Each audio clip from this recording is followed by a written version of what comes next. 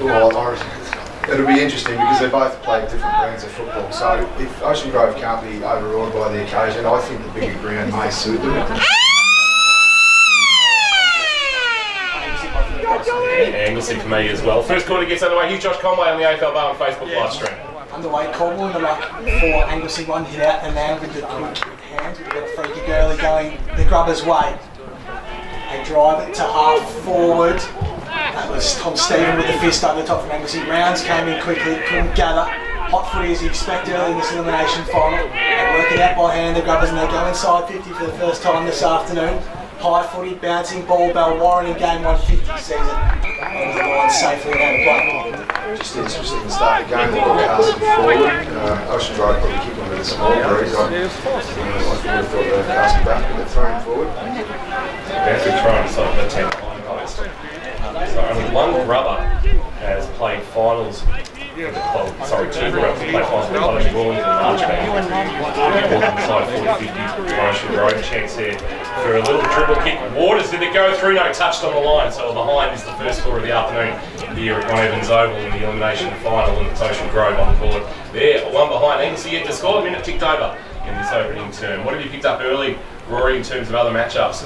Yeah, I'm interested to see how they go with Carson and what he does. Guys like Bellwarine, Williams, we can't let them allow them to set up behind the football. So Ocean Grove need to use their overlap. So, as I said, I'm interested to see how Ocean Grove goes. Fashion huddle, Kitty in the middle of the ground. Bellwarine's turned it over quickly. Snap on goal, how'd he go to work? Ground level, first goal of the game goes to Mitch Taylor. The Grubbers are on the board inside 5 minutes. 1-1-7, Anglesea yet to score. This is what Anglesea actually don't want. They don't want Ocean Grove to get their tails up the inside. It's just the pressure from the forward line from Ocean Grove. They look like they're going to have a tight to play this contest, which is good to see. As you saw, the Grubbers back in round 1 on the live stream against Torquay. You're surprised that you've seen your team now lining up in the elimination final. It's a fantastic squad, isn't it? I would have picked it after such a young team, but they've exceeded expectations. Wait, they can't hold their own this afternoon. At the end of the day, Ocean Grove probably get a tick internally. If they don't win today, they're obviously disappointed, but how far they come at least. Whatever happens today, then it's exposed them to the guys to certainly see which are capable of steps to There's a couple of clubs outside the 5 actually, and you mentioned Newton, but others that can make that quick turnaround as well. Yeah, there's a few that are probably stiff enough to play finals and the stop-start season, so it makes it pretty interesting. Close year next year. Gannon with a big fist sends it towards half forward. Waters attacks it off the half forward flank, couldn't take it cleanly. Ball's now at ground level. Rounds will come in to try and lock up Harley Pearce, or rather Joe McDonald, and we get the play ball out this far. The wicket here that runs, of course, on the diagonal. It's one of the rare ones that doesn't run either direct wing to wing or full forward to full forward. The quarter cricket wicket. So we'll go on Annan. I'd say we'll go for most of the afternoon. Annan on the tap down. It's going to be a free kick. I reckon there's a whistle off the footy, and it's a free kick. They're going to pay advantage. They are, and McDonald's going to take that advantage. But the umpire says bring it back, and that might be a good result because the flying shot at goal actually missed to the right.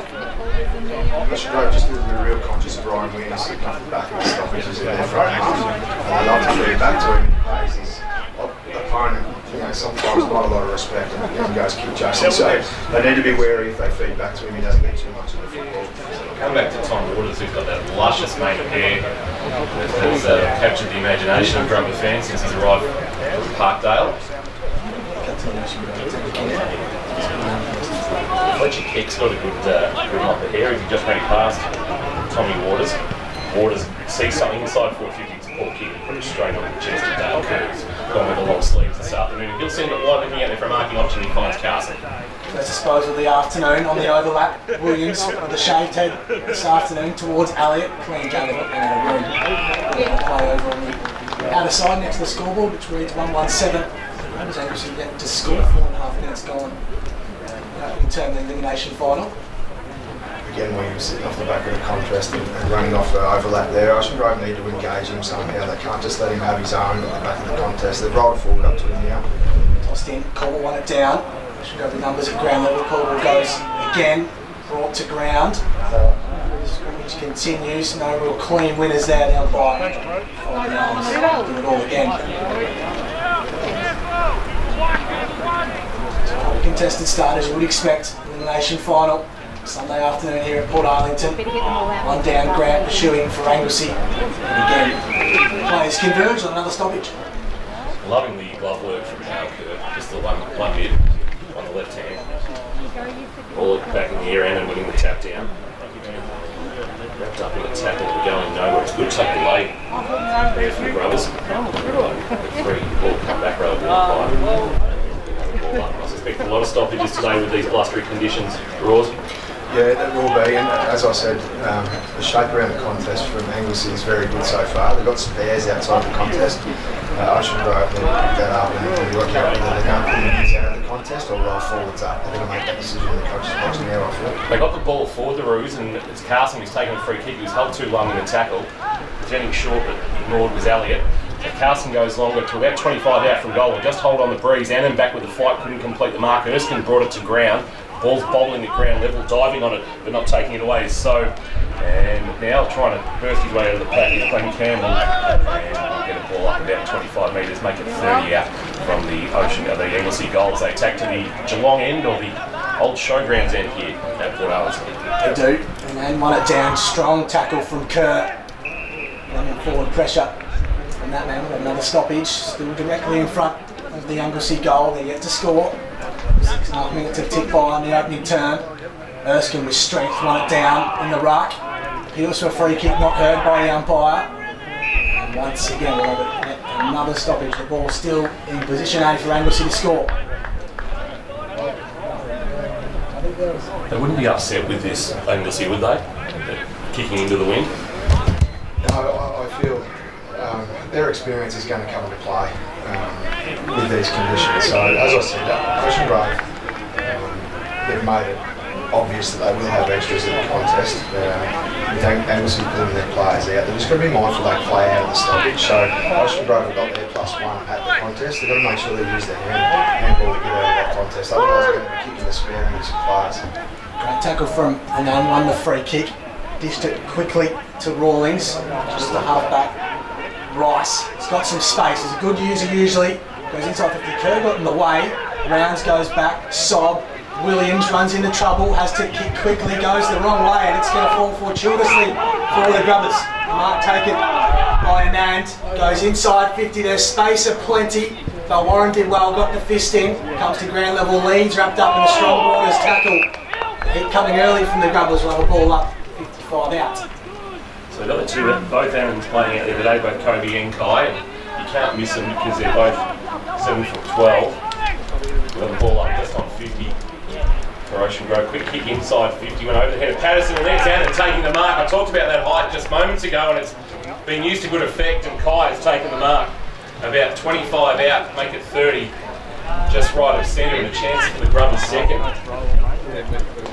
Difficult kick, but as I said, they've engaged their defenders there in that moment, and they've got their defenders one out. So, you know, Ocean Grove need to back their forwards in, being the correct opponent. They can't have him sagging off and guarding space. Still eligible for under 17s, playing his fourth senior game and a chance to kick a goal in the final from 40 metres out. Sets it up into the breeze, tries to work it back, but not enough.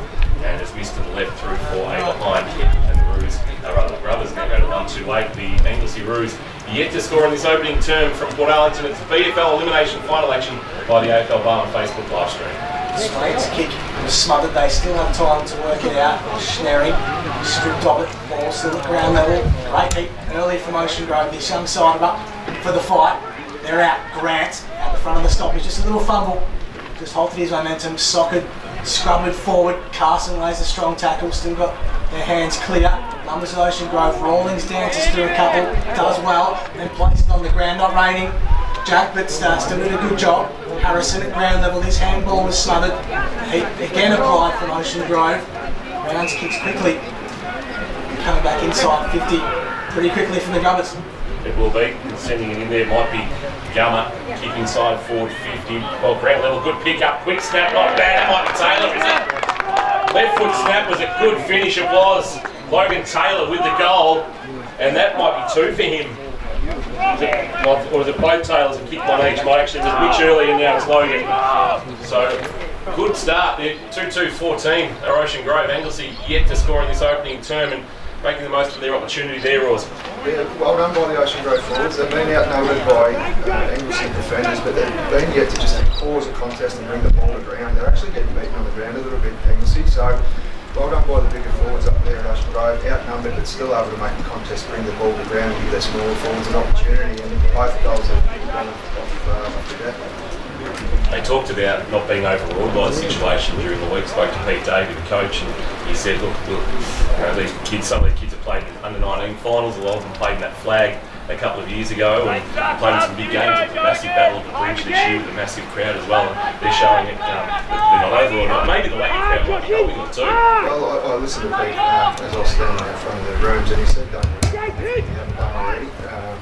One thing I respect about Ocean Grove, they're not scared of any opponent, whether it be barn heads or talk to. They just go out there and give their all and give it a crack, and it's very admirable. It's a good start, and what a very clearance into the waters was caught with it. Back of the stoppage, Dolan inside 50. They got a good look at Anglesea here. Elliott roams the pack beautifully and misses. Was he pushed in the back as he kicked? No, said the umpire. It's their first score anyway. The Roos are on the board.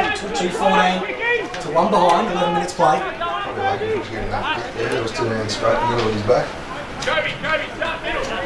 Just with no crowd here, Glenn Campbell's had to trot off where cars and people would normally be standing and retrieve the footy. It'd be alright if they kick it over the fence down at the Port Arlington town end, because there are people that have decided that they're going to view from outside the perimeter fence this afternoon. Mitch Taylor's got the job of bringing the ball back into play.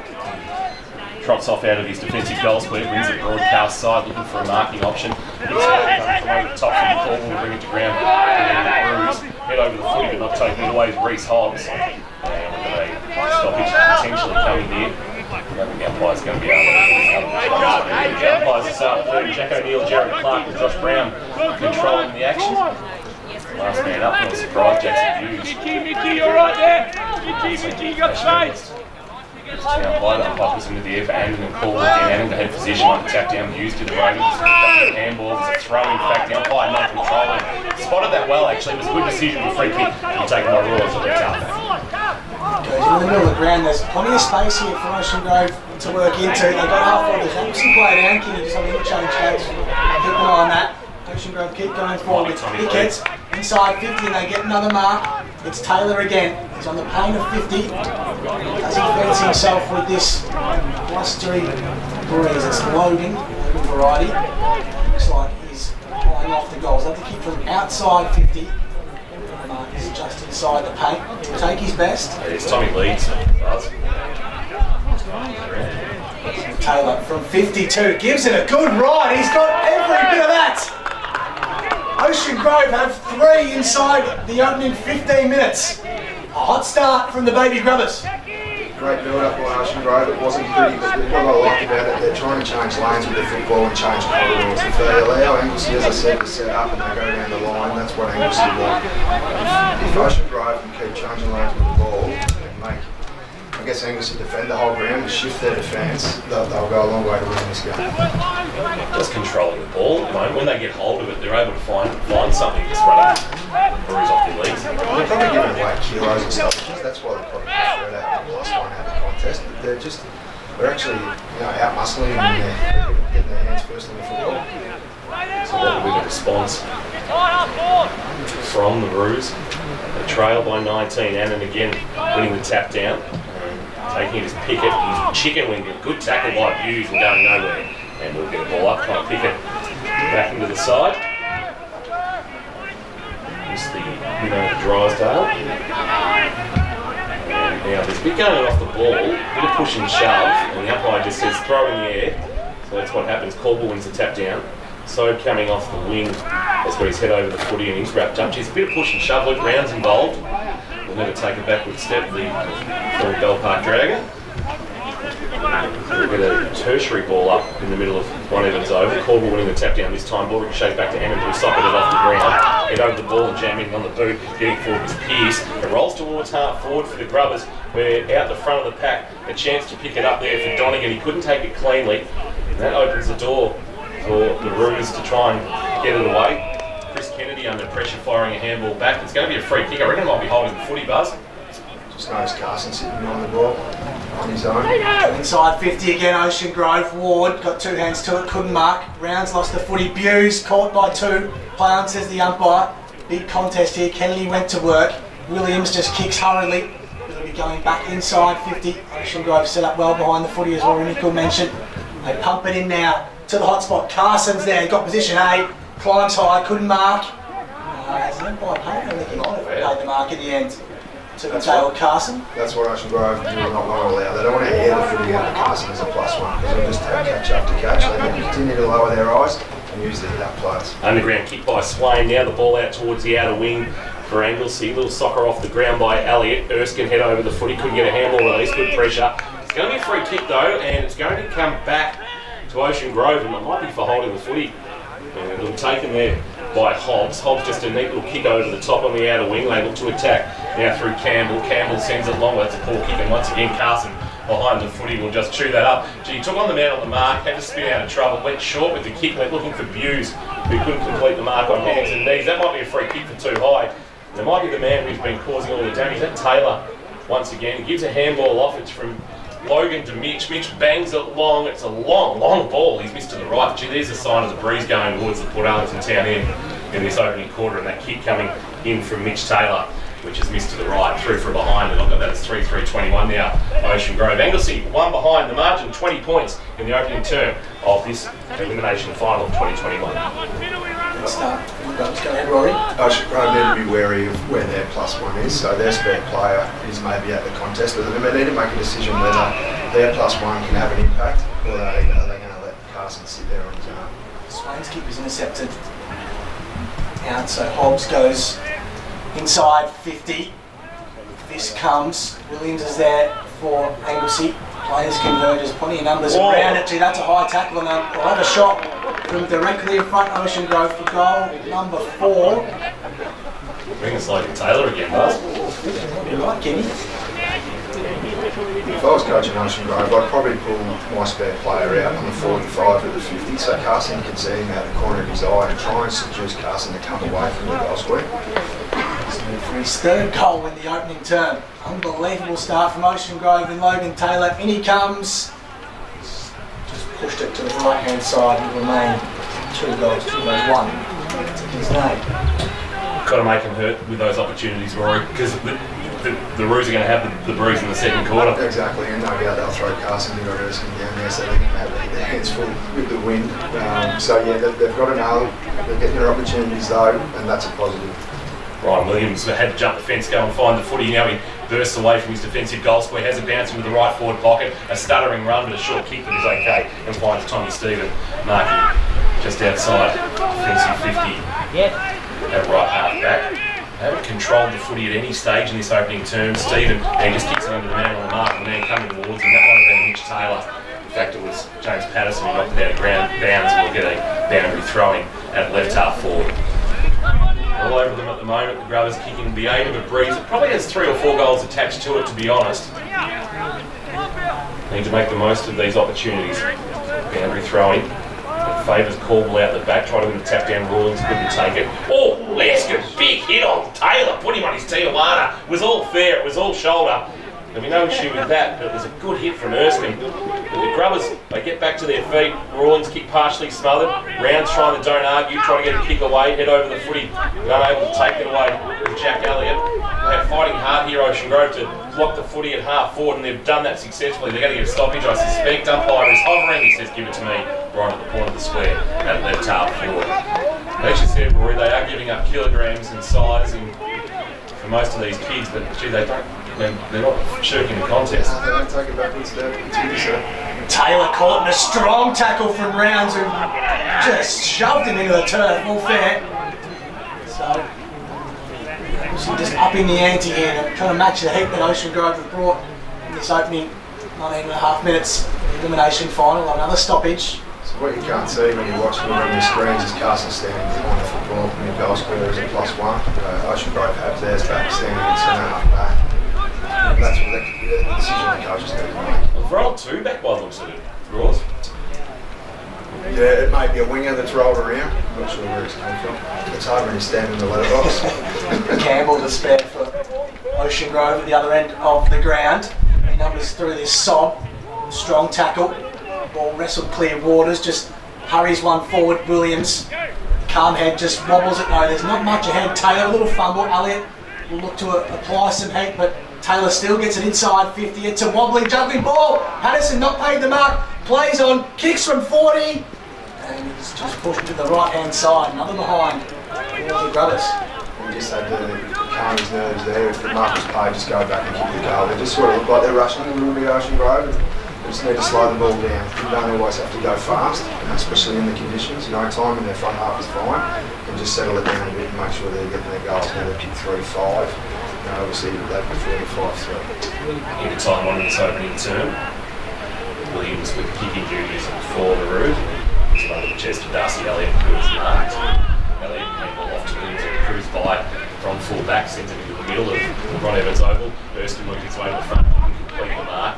Handball out the back, that might have been the skipper Wilkie getting a handball off, a high ball from Brome. Brome inside 50, back with the flight. Williams could control the mark. Quick handball up. Here's that man Taylor again! He's kicked his third of the quarter! Logan Taylor with a wonderful snap. Williams going back with the flight, just had a fit of the stumbles, couldn't complete the mark, and Logan Taylor once again, Johnny on the spot, he kicks his third and they lead by 28. 4-5-29, the Grubbers. Anglesea one behind. I reckon they'll be up and about right now at the old Colindina and also at the Ocean+Grove club rooms at Rayming's Oval. Absolutely. Anglesea's defenders look at to see.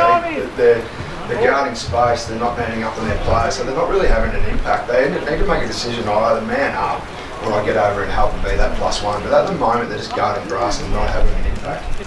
Celebration too, just the Jason Ackermanis style too. I like it from Logan, he's feeling it. Why wouldn't you? 3 goals in the opening term, and Brothers, they have something hot.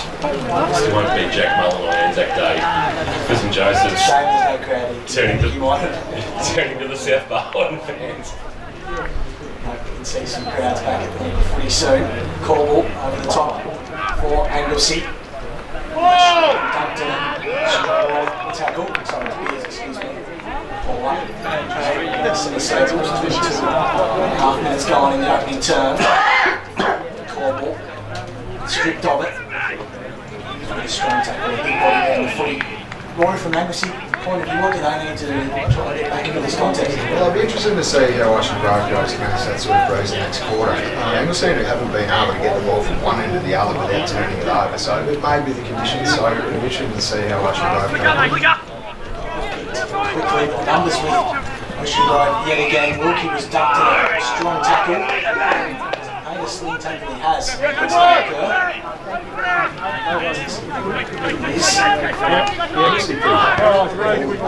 I feel against this week. You probably need to use that handle a little bit extra and get out. They just seem to, because they have got the luxury of a few key forwards, they're probably used to just kicking the ball long and high, especially at the small ends of the ground. Once again, they're just teeing off and not looking where they're at. They need to invite more handballs in and not being so flat-footed. They work the ball always half forward through Beers. Erskine could complete the mark. Ocean+Grove were able to roll a couple of numbers back to keep the income. And they'll get a boundary throw in. Almost true centre wing on the outer side. Right side of the ground, pull back into play. Here's Grant trying to take it for Anglesea. He left it behind, chance here to jam it on the boot for Lang. Now it's Annan picking up the footy, was good below his knees. Campbell looking for Waters, who took it on his bounce. Just got a little shove from Williams. It just took away his momentum. He fell to the ground, diving on the ball and taking his steering to the former Grovedale player. And we'll get a ball up just inside 450 for the Brothers. They lead by 28. Eyeing off the Battle of the Bridge. First semi-final next week against Barwon Heads. If they were to win today, laying a handball out the back. Waters would buffet it off it. Couldn't get out of the pack, but Williams couldn't with the handball. He's turned it over. Chance here now for Gummer. Gummer throwing it on the boot. Got the headband on inside forward 50, sitting underneath it. No mark taken. For the Roos was Swain. The Growls were able to once again force it forward, but there's numbers here. Beers from Heidelberg. Had a wonderful year. Went looking for Erskine, but getting in the way again was Wilkie. Ball falls for Lang. Now there's a bit going on off the ball. Umpire, the non-controlling umpire, says there's a free kick. Now which way is it going is the question. So if that's the case, it'll be downfield, and it might be a shot at goal from the top of the goal square, and Patterson might be the gleeful recipient. So it's thrown to Patterson, and this is for a 34-point Ocean Grove lead. James Patterson, 36 goals this year, top of the goal square, no problems. I guess he just needed to control their aggression a bit. They were really frustrated. Erskine's rolled up and got involved in centre half back and tried to take some players out. Williams looks frustrated. You know, those experienced players need to take control of this game and just start to get first to the ball. They're looking to just smash Ocean Grove when they receive the ball. They're second to the ball instead of just going in and cracking in and winning the footy. I'm not sure of AFL Barwon's plans this year with rookies of the year and the like with the shortened season, but I suspect James Patterson might be well in contention with 37 goals now from 13 games, including, of course, a big haul in the Battle of the Bridge that made in the Mirror of Ocean Grove for a week. Yeah, there's a few to pick from in there. Ocean Grove, some of the Taylor boys have outstanding seasons too. Kobe Anand. An exciting player, though. Some of the other GFL clubs watching this footage and sniffing around, that's for sure. Let's start from the Grubbers. We do think the Breeze is worth a few goals, but we think it's worth 5 goals for Worth. At the moment, 54 points. Deep into red time in this opening term of the elimination final. Now won it down. Grant in the middle for Anglesea. Couldn't quite gather cleanly. Rice just tumbles one forward towards Kerr. He was clean. Just threw it out, I think. But the umpire called play on Wilkie. Was caught by a couple. Kerr tries to defend off. Getting rounds. Hurriedly inside 50. Here comes Erskine. Look out. Took on 3. Made a big contest. It was well done by the big man. Kerr comes in too. Plenty of red jumpers around this. The stoppage just inside the paint of 50. 10 players, Ocean Grove, around that contest there. Just outnumbering by 2 or 3. Umpire Neal to throw the ball into there, just inside forward 50 for the Roos, and climbed over Erskine, one to tap down with the legs of Rawlings. And a ball from Kennedy, found Rice. Rice looks to Beers. Beers puts a handball over the top, trying to find Sobe. Rocked up in a good tackle, but he was able to get a kick away and get it forward 15 metres, but back with the flight diving. Mark taken there by Hobbs for Ocean Grove. Gives a handball off, and there a chance to attack from inside defensive 50. Little kick there from Marchbank in the long sleeves. Now Keck drives it towards the outer wing, looking out there for Kyan, and he won't mark. There's plenty of Roos numbers, including Castle will take a handball from Stephen. A floater onto the chest of Hughes, who marks just forward the wing out of side. Just holds it up for the time being, goes by hand to Sob. They flick it around. They're making a bit of a meal of this. Beers just dances clear. Rice forced to kick off a step inside 50. There's 2 numbers on Erskine, who applies a strong tackle and creates the stoppage one again by the big power forward. 6 handballs there on that far wing to flat-footed teammates. It's not holding the Emerson against that at all. Just inside the paint of 50. 45 or so out from the Roos goal, and then won it down to no clear advantage as a free kick for a hold going the way of Anglesea. Umpire pointed the wrong way, Buzz. He threw you under the bus. He did. Dancing through. Long ball in the middle of Port Arlington, the creation reserve. That's a good, strong grab from Jake Ward. They go quickly on this outer side. Wilkie, the skipper, drives it inside 50. Who's there? Only Tom Stephen, who marks for Anglesea. Stephen brings the broadcast side one, and Kennedy, who has to mark over his shoulder. He'll then put a kick into space for Rounds, and rather than Sob, and he's taken the mark just back of the wing. Sob from South Barwon. And he's just holding things up. They need to get it moving into the Breeze. Straight in the middle of the mark, and who's deflected it out of bounds, and that's a boundary throw. And that is a sign everything is going right for your football club, Rory. Yeah, I'm interested to see Anglesea not rotating their bodies either. It's warm. Like that first line really knocks you around when it's 18 degrees. It feels like it's 35. So, heavier players, big ground, not used to playing on it. I'm surprised they're not rotating the players more often. Yeah, you can get a pack from Beers for Anglesea, and that might be a mark. That's been claimed by Jack Elliott. He had first touch on it, was able to control it down and over Marchbank has taken the mark. Love a goal before quarter time to give them something. Kick, oh gee, that seriously holding up into the breeze. Kobe Annan couldn't take the mark. Now he's chicken wing, he's got trouble. Dropped it onto his knee and the umpire says that's holding the ball. And the free kick belongs to Anglesea. It's going to go to Luke Rounds, I suspect. Hampton product, of course, played some games with Collingwood in the AFL. He kicks into the right forward pocket, wanting Corbell. It'll have a sit for him just inside the field of play. He has a few of the fumbles, knocked from his grasp, and that is out of bounds for a boundary throwing in the right forward pocket.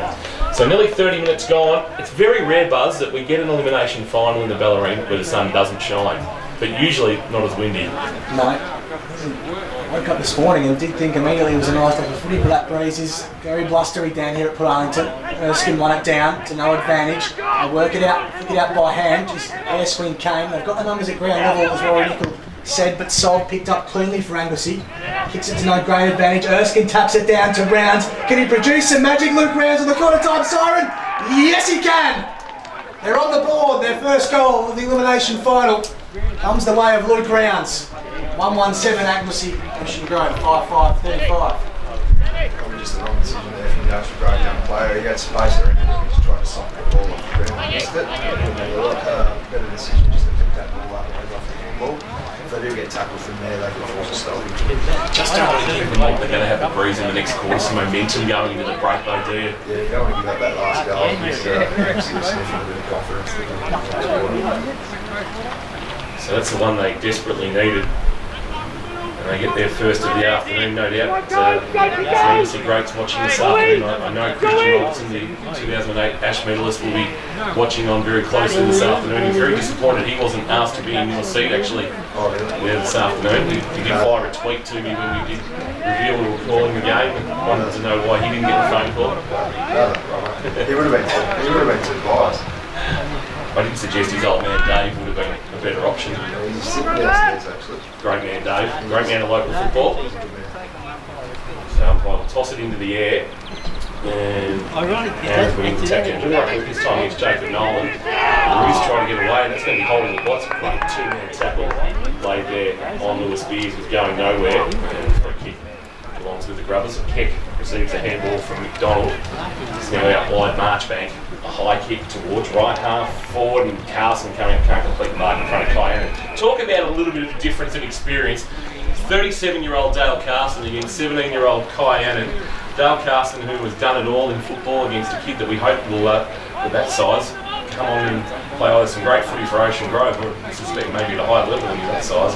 As we said before the game, they're admirable the way they go about it. Ocean+Grove, he probably doesn't even know who Carson is, but always going about their business.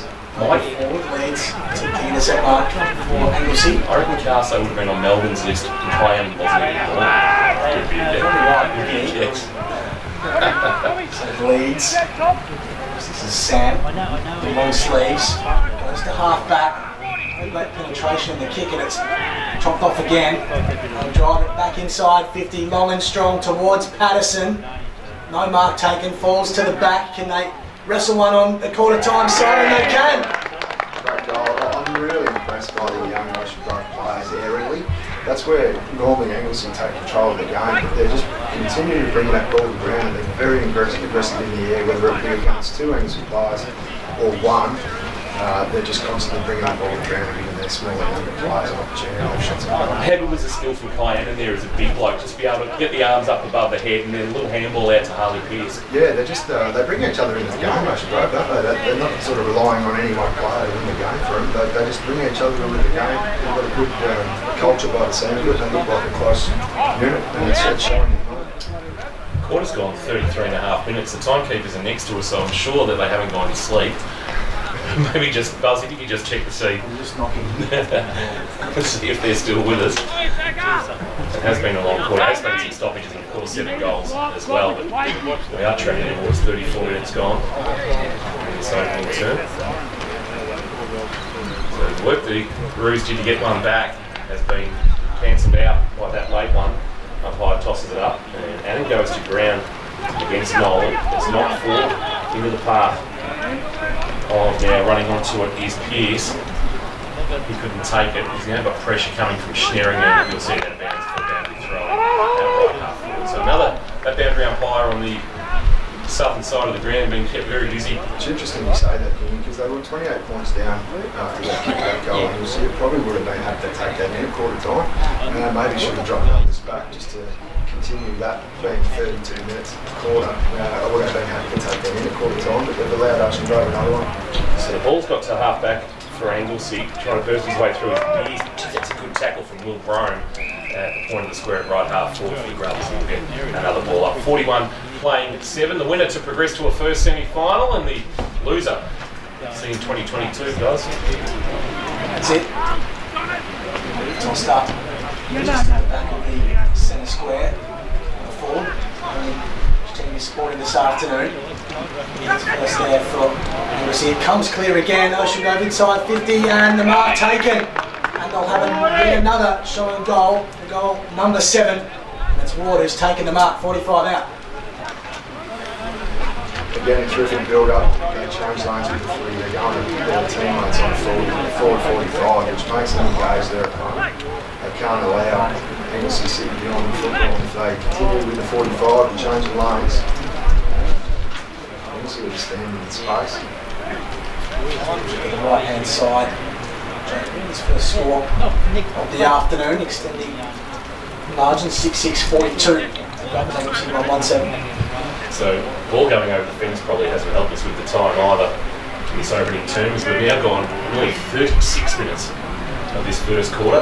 Stephen take off from the goal square towards the outer side here at Port Arlington, send it long looking for Carson or Caldwell. Neither could mark, front of the pack.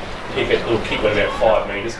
Chance now for the skipper on the quarter time siren, driving ball, he's kicked the goal! Come from nowhere, Jake Wilkie, not a noted goal kicker, only the 2 goals this year. But gee, I tell you what, they're putting this into the realms of being impossible to overhaul, even with the breeze, Rory. It's a 41-point buffer at quarter time, potentially. 7-6-48, playing 1-1-7, and Jake Wilkie delivers a goal. So much for that 28-point margin at quarter time. Yeah, as I said, happy to take that in. You've had some more numbers back yourself, but I'll tell you what, if I was Ocean Grove, I'd be putting a couple of goals for the next quarter. What a fantastic opening corner from Ocean Grove. They have seriously come to play this afternoon. 6:48 to 1:17. Like I mentioned, see, supporter or member, you don't want this to get any further out than where it is. Quarter time siren. You ever called a quarter long where it is? 40 minutes. Underway. The second semi-final need to bounce. The clock ticks over 37 minutes, and look at this space of plenty out of the stoppage. Pickett inside 50 again. Ocean Grove go. Carson at ground level couldn't pick up the ball out of place. Still just inside 50. Ocean Grove. They just walked out of that stoppage, Rory. Yeah. Brian Williams is trying to come off the square. He's sort of defending the contest in the middle of the ground and not starting tackling his opponent. He needs to make a decision whether he can impact or stay home.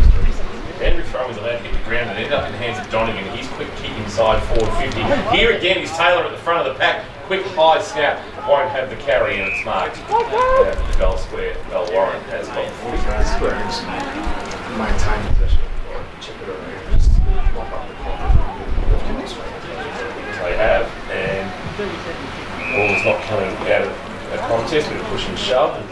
We've now gone 38 minutes. I'll tell you how long the quarter has gone, Kenny. The clock on the attack here only goes to 35, so it's stopped. Wow. So we're going to have to give you the updates of the clock. We're just sticking to 38 minutes now. There was a whistle. Came forward, but that won't have any relevance. Free kick award, I think, does. Yeah. I should really keep free kicks. It's purely because they are first. One from Taylor's shot of goal that went through earlier in this quarter. The distance shouldn't be an issue with the aid of this breeze for Jake Ward. What can he do from just outside the paint? But it won't matter. What an opening turn from Ocean Grove. 7-6-48 at quarter time lead Anglesea. 1-1-7 in a stunning opening to this elimination final. Quarter time. Hope you're enjoying the broadcast wherever you're watching it through the AFL Bar on Facebook live stream. We'll take a break and be back shortly with the second quarter from Port Arlington Recreation Reserve.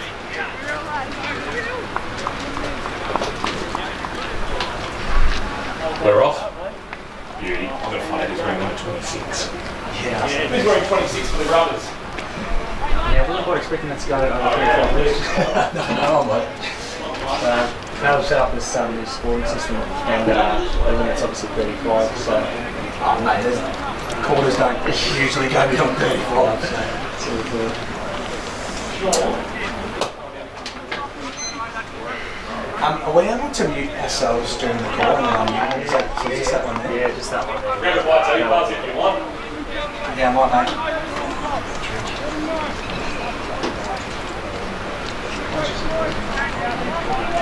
Yeah, I know.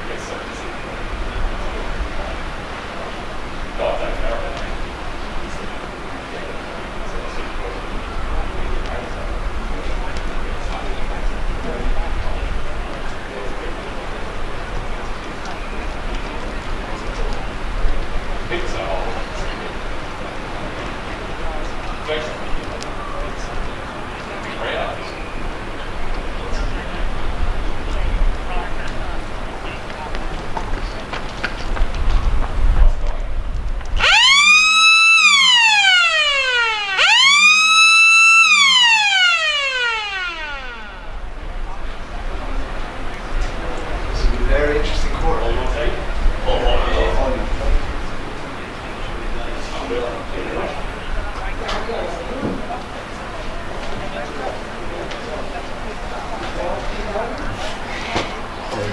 Falcons. Oh, he's on my list.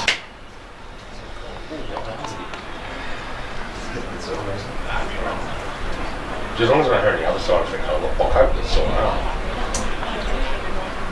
I can't do this, but it's on that class, really. Oh, that's fine. Yeah. They get something. People get something they want to get. Yeah.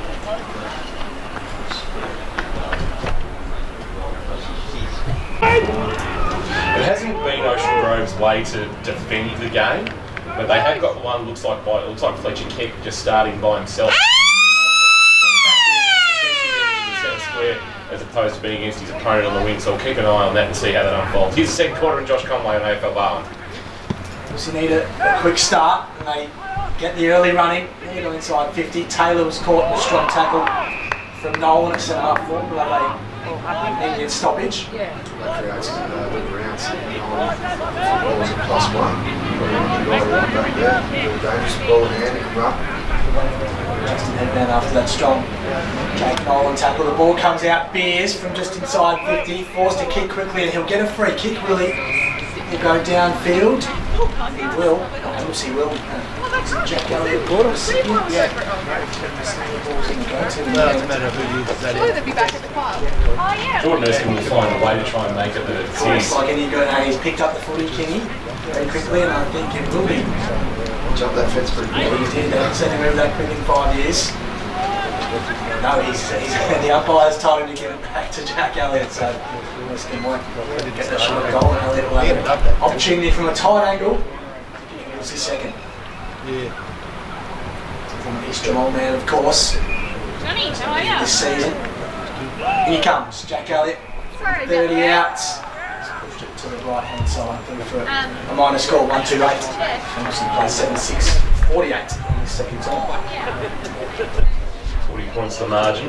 The Roos though with the breeze that is very strong to the Port Arlington town end this afternoon. They'll have the advantage of it in this second quarter. The ball's disappeared well over to the perimeter fence here at Port Arlington Recreation Reserve. I'll have to wait for it to come back. Taylor will have the kicking duties. It is Mitch Taylor, one of the members of the 2019 Division 2 Colts Premiership winning team that have graduated and having an impact at this level. He drives a long kick towards half-back. No mark taken out there for the Roos. Kick on hands and knees, gives a handball to his skipper Wilkie, trying to get a handball back to Monteith. Chance now for Ward through traffic, or rather brawling through traffic, but they've turned it over by hand. Warren got in the way. Donegan was okay. Handball back to Monteith. Monteith gave it to McDonald. McDonald tried to loop one over top to Brome. He might have caught one high. Umpire did see it that way, and it'll be a free kick to Will Brome, just back of the wing out of side. Trying to use their speed on the outside, working it by hand. Ocean+Grove are doing a very good job of it at the moment. They drive it to half forward. The ball won't quite reach Patterson. Nearly hauled in. Kerr forced to kick quickly and under pressure, under a bit more pressure, a bit less pressure than he thought. Potentially, when he's kicked it out on the full, the ball will be brought back in hard of centre wing. To go again. From the wing to centre half forward. It's a good looking kick too. Goes up and marking. They go inside 50, dropping back into the hole as Swain takes a good mark for the Roos. Swain spins it wide. Taylor or Waters, neither good mark. Waters dropped an absolute sitter. Elliott then just jammed it on the boot towards forward 50. Rolling ball, trying to attack it was Ward. It went through his arms. Helped out the back line. McDonald getting a handball off. Dragged as he kicked Ward. Ball bounces, eludes Beers towards Caldwell. Caldwell through the tackle of Brome. Well done though by Monteith. Left foot kick towards centre half forward. Kai Annan in best position. Couldn't complete the mark at the edge of the centre square. Annan will come again. Just getting a little handball up for the Roos was good play, but they won't get out of trouble. And now Waters again inside 50, and here's the man of the moment, Taylor, taking the mark. That's Logan. 3 goals in the opening term now. He's going to kick into the breeze here. The man on the mark's 40 from goal. He's directly in front, but you would suspect the distance is going to test him working into the breeze. You can see the flag fluttering on the outer wing. The Port Arlington Cricket Club flag will tell you how strong that breeze is. He fancies himself though, Taylor. He's going to swing out to the right, gets every bit of distance he can get. He's mishit the kick, and he kicked it about 15 metres onto the chest of Ryan Williams, who's got it in the left back pocket. He got none of it, Stephen. Got it from Williams. They're under all sorts of pressure, Anglesea though. Coughed up by Sherry. Making hard work of this, the Roos. Look at the numbers come from Ocean+Grove. One sees it out, but that's been a feature, hasn't it, Laurie? Getting three numbers round the footy and providing some heat on this Anglesea side. Yeah, that original contest at centre half forward, Ocean+Grove shot on goal. It was 4 Anglesea players versus 2 Ocean+Grove, and they're just scrapping and caused the stoppage and the turnover. Just in right below our vantage point here at Port Arlington. Cole reached over the top and picked up the free kick. He did it according to our buyer advantage. Is paid.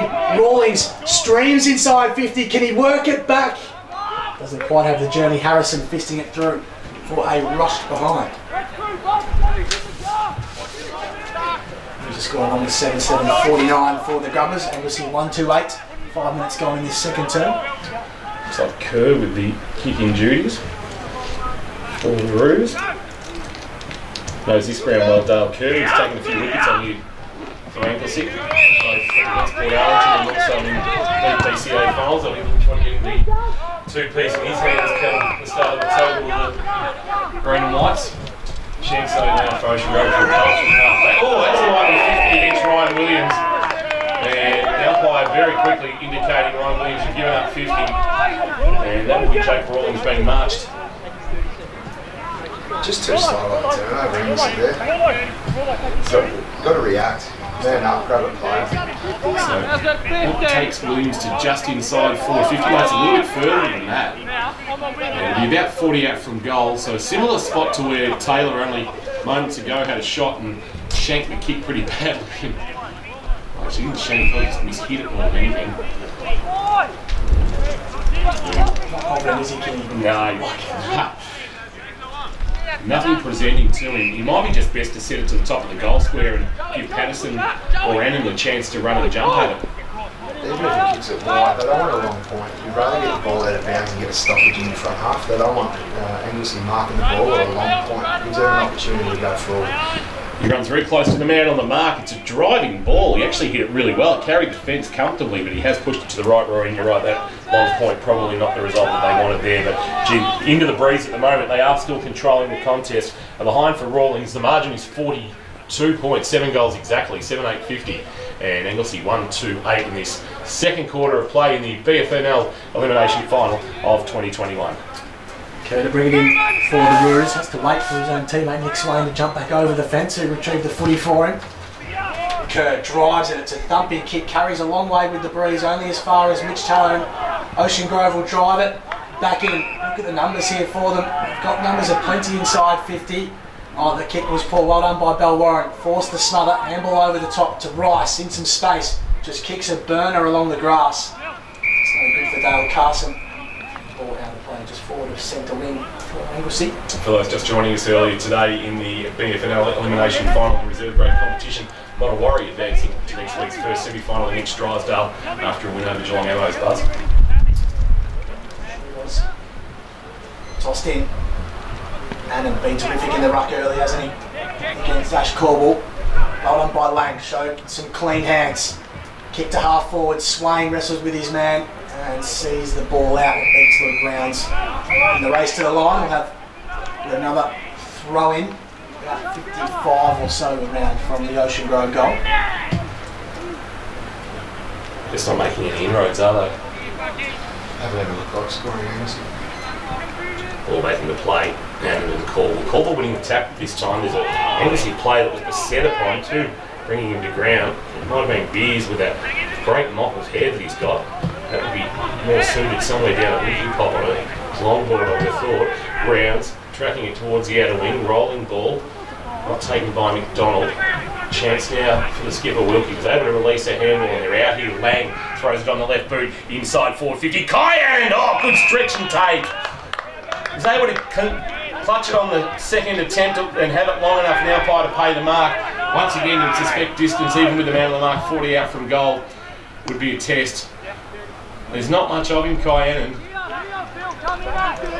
would be about 65 kilos running wet. Built like a pipe clean. Yeah. So quick out of the contest there, Ocean Grove with their hands, and Anglesea just don't have any answers for it. Ocean Grove have just got to be mindful they don't get their entries in the market at this 45 metre point. They've got to try and get some overlap and get some hit up so they get some shots on goal, 25-30 out. And then just sets it up, so he puts it to the top of the square, but it's not a great kick, and Corbell will mark comfortably at the top of his defensive goal square and try and start an offensive threat here. Bruce from deep inside 450. I'll bring it broadcast side. He's got a couple of options. Sammy leads as one, Sobs the other. Spoiled from the back from Marchbank. The drive out the back. Kobe Annan will be first there. Grant for company. Annan did okay. He's able to up the path of McDonald. Jamming on the boot was Ward. Wasn't a great kick. Rolling ball though will get towards Kyan, who shows some good poise, and then through traffic, a handball to Pickett off by a hand. Neat little kick came from Rawlings. Well done by knocking it to ground. Might have been Nolan, and then seeing it through from behind. Rather it was Beers, and seeing it through from a rush behind is Swain, and it's a minor score. A rush behind for the Grubbers, who now lead by 43. They're 7-9-51. 1-2-8 Anglesea in the second quarter. They go quickly from the rush behind. Stephen to centre wing. Erskine threw his man out of the way. Couldn't mark the footy though. Elliott's appealing for delivery. I think that's a bit ambitious. And the ball will be tossed in on centre wing. Drowning man clutches at his circuit. They need something here, Anglesea. They haven't looked threatening at all with the aid of this breeze in the second term. Yet another stoppage, but it was well done by Kerr to just force the error. But Taylor and Rawlings has been terrific early for the Grubbers. Just hangs it up. Left foot ball into the heart of Port Arlington Recreation Reserve. Waters went without it. Nolan with him as his views. Applies the tackle. Plenty of red jumpers, as we've come to expect around this contest. And yet again, they force a stoppage. The ground level. Ball up. It's near the edge of the centre square. Umpire tosses it into the air and then winning the tap down. Williams coming through for Anglesea, couldn't take it with him. Then tries to fight his way out of the pack and he's knocked into a picket tackle who drags him down and will get a ball up. So still the edge of the centre square on that outer wing. The Grubbers are 11 minutes gone in this second quarter, have been able to keep Anglesea scoreless to this point. In fact, to one behind, I should say, in the second term. There's a high kick coming in. It's a very high ball coming from Jack Rice, and that has floated towards the boundary line, off hands out of bounds for a boundary throw at right half forward. What can Paul Nigro do, Rory, to change things? Nothing is going right for Anglesea right now. Yeah, look, there's sometimes not what you can do as a coach. They've got to put their structures into place through the week. I just think Anglesea have many players winning their positions over the ground. They need some leaders of the club to actually put their hand up and get in first foot football. They look tired, they look flat-footed. Ocean+Grove is way too quick for them. Down the ruck. Anglesea. Another ball in. Plays 8 to 12 minutes to tick by in this second term. Elimination final in the next week for the loser. Our tips never went to air, did they? I've not haven't started. Haven't won it down. Numbers in again, converging. Hot whistle, holding the footy is a decision from the umpire. Going the way of Ocean+Grove. Dylan Monteith down at half back with the footy. He looks up. Goes in that left foot to the heart of centre wing and then up again. Provided a great target for the Grubbers this afternoon. Numbers at ground level. Lang with the tackle. Williams lost it. Hughes cracks him hard for the Roos. No great advantage and strong tackle comes from Kennedy of Anglesea. With another stoppage. I think Anglesea need to start to be that first player in the ball, start to draw some free kicks, start to get a few things going their way and get some control by foot. Adam on the tap down. Williams trying to barge his way through the pack, walk straight into a tackle. It was a good one too. The umpire says that's holding the ball. Your prior opportunity was lost when you decided to put the arm up and try and barge your way through Josh Lang, who would be giving away kilos to Ryan Williams, I would suspect, and experience, and he stuck the tackle nicely. Lang, his driving kick, that's not his best. He has absolutely shanked that into the scoreboard on the outer side. And that's probably one of the few errors made by the Grubbers this afternoon, who lead by 43 points in this second quarter. Nearly 13 and a half minutes gone, and Anglesea just have made no inroads into this margin, despite having the aid of what we think is a 3 or 4 goal advantage with the breeze. Swain with a high, long kick sent towards 450. Carson comes up, can't complete the mark. Cody and the unlikely rover. Kick was partially smothered, trying to barge his way through Mitch Taylor, but only get a handball out before being tackled. Quick kick out of the pack for Anglesea, went about 3 metres. Picked up by Jackson Views. Views a rolling ball. Knocking into his own advantage with March, bang, and then he's dumped in the tackle, bringing him to ground Darcy Elliott, and we'll get a ball up. So we're about 40 out from the Anglesea goal, and it's a rare occasion where they've spent lengthy amount of time roaring forward 50. Yeah, they're just backing themselves into the contest there. Carson pulled out of that contest and stood in the goal square on his own for about 2 minutes. They're just not shy, and they're confident in the fact that they'll win the footy at the coalface Ocean+Grove. Kirkwood. Rawlings high. Yet again, they're quick and clean hands from Ocean+Grove allowing him exit. The stoppage at speed. Had a lot of football rulings. Has been very good kicks and absolute floater reel. Not working though for Taylor. Speaking of people who started well, he's been electric to start. 3 goals to his name. Goes looking for Patterson, who marks above his head on centre wing. He looks to wheel and go quickly. Drives it now to the paint of 50. Waters has a couple to beat. Brings it to ground. Did well, the young man. Williams for Anglesea though. Rounds. Did well. Dance clear. Gee, Stephen fell over, then gave a fend off to Rounds. Geez, they're making an absolute hash of this. And Ocean+Grove make them pay. It's Joe McDonald with the goal. Goal number 8 for Ocean+Grove. Anglesea Rory are all over the shop. Two defenders running into each other. The ball's straight in Ocean+Grove back into the goal. Not the first time they've conceded a goal from a player. Ryan Williams in the first quarter going back at it, a bit of the stumbles, and Taylor pounced, and this time, poor Tommy Stephen, you're like he was sort of stuck in quicksand. And they now trail by 49, and where does it get to a margin if it's not there already where you say this is done? Yeah, no, well, it's not now, I know that for sure. There's still a fair bit of footy to play. depending on what the conditions. So the wind might dry off at a certain extent, but they just need to go back to basics. So is there anything structurally they can change here, or personnel-wise? I know there's some of the is there anything that's sticking out to you at the moment? I think structurally, Anglesea need to go down and just start winning their 50-50s and get their hands on the footy first. They're lagging off their zone in space. They're trying to play a brand of football like 80 degrees and still day. It's not working for them at all. They need to go back to basics, 18 on 18, start winning the 50-50. Rubbers with the footy, quick end ball up to Langley, got a kick up the chimney that's been marked by Williams and True centre half back. Williams drives Anglesea towards half forward. Kerr presents, can't mark through his hands. Ball out the back. Erskine really excited this afternoon. Barges his way through. Angle release to Grant. Grant on the outside of the right boot. A kick little bounce in front of Caldwell. Caldwell with a snap around the corner. Caldwell with a snap around the corner that is missed to the right and through for A behind. Gee, they could have done with that. They trail by 48, they're 139. Ocean Grove 8-9, 57, 17 minutes ticked over in this second quarter. You've just joined us, opening term. It was a big one for the Grubbers with the breeze, 7-6 to 1-1. They banged on in that opening term, and they were all over them with Logan Taylor to start with 3 goals, and they now hold a 48-point advantage.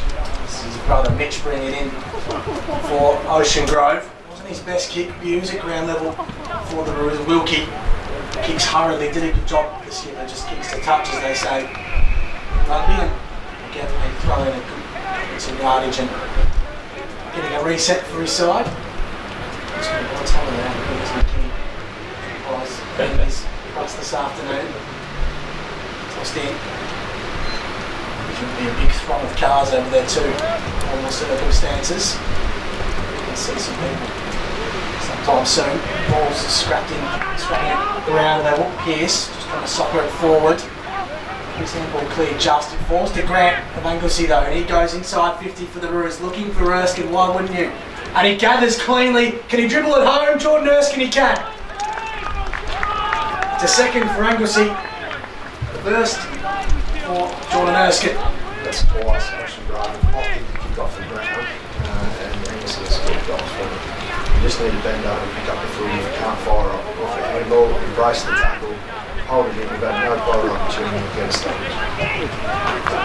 Erskine with his first of the afternoon, and 46th of the season as he searches for another half century in local footy. He's had a stunning run both at Grovedale and Anglesea since arriving at the Tigers in 2013, and of course his 3 seasons have been very fruitful. 231 goals now in 53 games. Just a tick over 4.5 a game. It's a lot.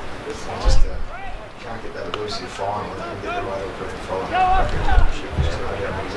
And of course featured in the grand final of 2013 with Grovedale, where they fell short by 20 points to South Barwon. Bounced back in the middle and actually toss up. I shouldn't say bounce, but it is all thrown up here at local level. And Wilkie, the skipper of the Brothers, couldn't get himself out of that pass. It's going to be a free kick for a hold in the ruck contest. It's going to go to Handball. He quickly gives the handball off to Keck. Keck gives the handball to Mangle. Get back into his left boot. Step decides to handball on the bounce. Comes up back towards Keck. He's got a good little handball over the top that came from McDonald. Kick inside 50, flying with one hand but not marking out the back was Donegan, cleaned up by Schneering a handball over the top to Swain, want to get back to his left boot. Handball nearly turned over.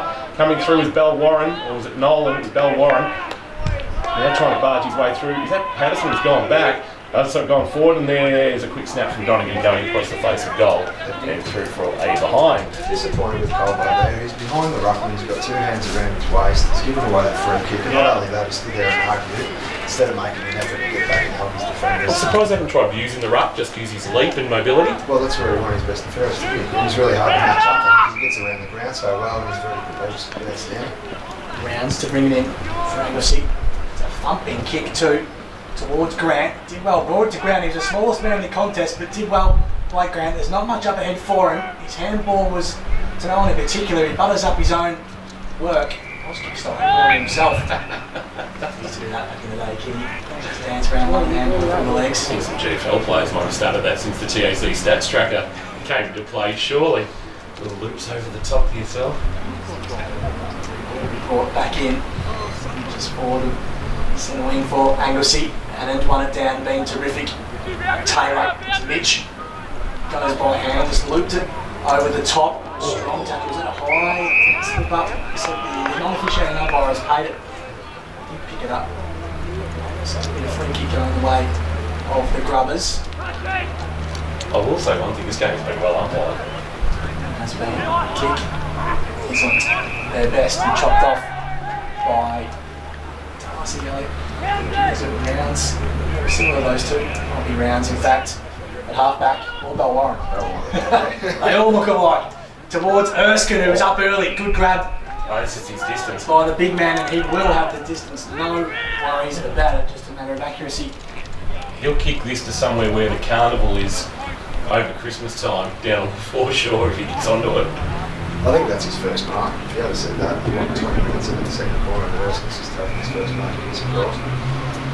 Tomorrow, Jordan Erskine from 60 thumps the Sharon. He hasn't got much of it, hasn't made the journey in the end. The mark was fumbled over the line and out of play, 30 around. There's your old-fashioned duck hook off the tee, isn't it? You pull that into the scrub. So it'll be a boundary throw in left forward pocket. Can they get a couple and just a bit of momentum going into half-time, the Roos? Ball back into play, doing the ruck work. Erskine grabs it out of the ruck, quick left foot, snap to playing the goalkeeper roll back there, well played by Ward, taking a mark down around his knees. Quickly send the ball wide, seeing Fletcher kick out by himself. But the kick's got a little bit too much carry on it, in fact, and it'll be a free kick. And that was a well-covered jump on the fence there by Chris Kennedy, just sort of the one-hand arrangement over he went, to go and retrieve the footy. And he'll come back and now we go under this time. He's got Williams just cruising by. Williams from 48 metres sinks the slipper into it, but in doing so has pushed it to the right umpire. So in fact, bring it back. So I'm not exactly sure what's happened here. There's coming back to Williams. Might have got a shove when he kicked it potentially. Here's the decision, is it? Waiting for the ball to come back either way. So another stoppage in play. It's been a fairly lengthy day in terms of quarters. We had a 38-minute job in the first quarter. This one at 23 might not go as long, not as many goals, but This is where Ocean+Grove need to make sure they're organised in front of the ball. You've got to make sure there's no holes and fill them up. Don't let them pass the ball. you have to suspect Williams offense himself from 49 metres. Sends it a long, long ball, and he's pushed it to the right through for 8 behind. So a minor score there for the veteran Williams, and the margin is again 42 points. 2-4-16 the Roos. Ocean+Grove 18-58 in the second quarter of the BFNL elimination final for 2021. The winner to play Barwon Heads in next week's first semi-final. I'm really surprised to see Anglesea's appetite to defend the football on the turnover. To a side that probably should have finished top 3 and is now in an elimination final, and we've got the age of 4 or 5 goal groups. Their, I guess, hunger or appetite to get the ball back off Ocean+Grove is non-existent. March back, got it to Lang. His kick was under pressure, so it didn't go the required journey. Mothers up though, did well, Lang, and in the middle of the ground. Look at all this space here for Ocean+Grove to work into. There are numbers everywhere. Keck on the outer side. Can he pick up cleanly and handball over the top? He does. Donegan wheels and goes from 55. Good looking ball to Patterson, and that is Ocean+Grove 101. And that's another example there where their ability to defend. A smaller, younger Ocean+Grove players walk through and tackle, and it's cost them dearly. Shot on goal. Not a good day for the Leeds boys. Tommy, I think, hasn't come back from earlier today, and Sam just gone off after the contest a little bit earlier where he found himself on the ground. So a bit of a blow there for the Roos as well if they're a couple down in their rotations.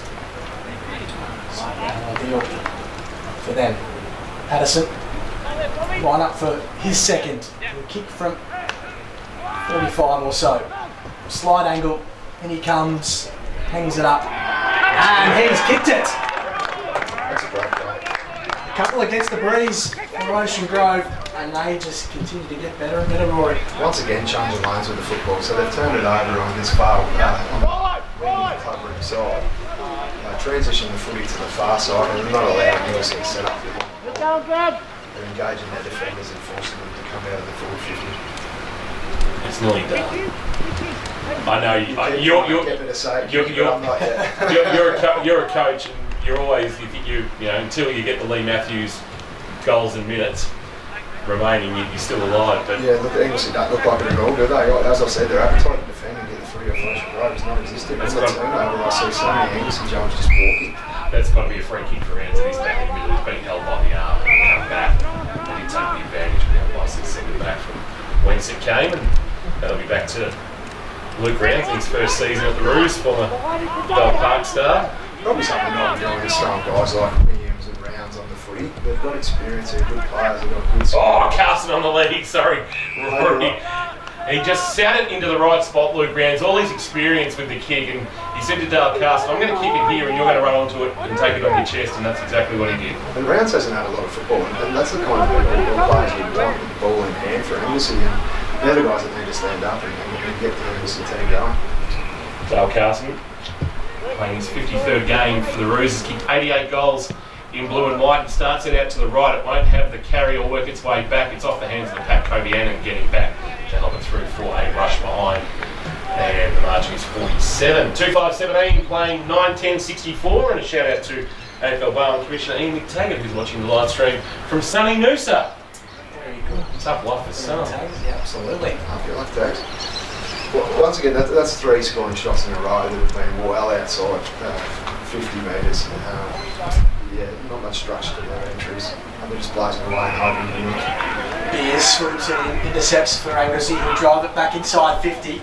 Just clossed the kick though, coughs it up. Played Perry Hills from Brian, did well, but coughed it up to Kerr, but they still have numbers on the outside.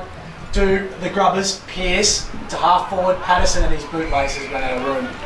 All out of play. Well, under the scoreboard, which reads 9-10-64, Ocean Grove, Anglesea 2-5-17. 27 and a half minutes going in the second term. The old time clock for the old timers out there. It was the old, where you had the yellow and then the little red bit when you got to the 25-minute mark. Where the old change rooms were on the outer side for those who've been following Bellarine footy for a heck of a long time. Chance for Kerr to have a handball up.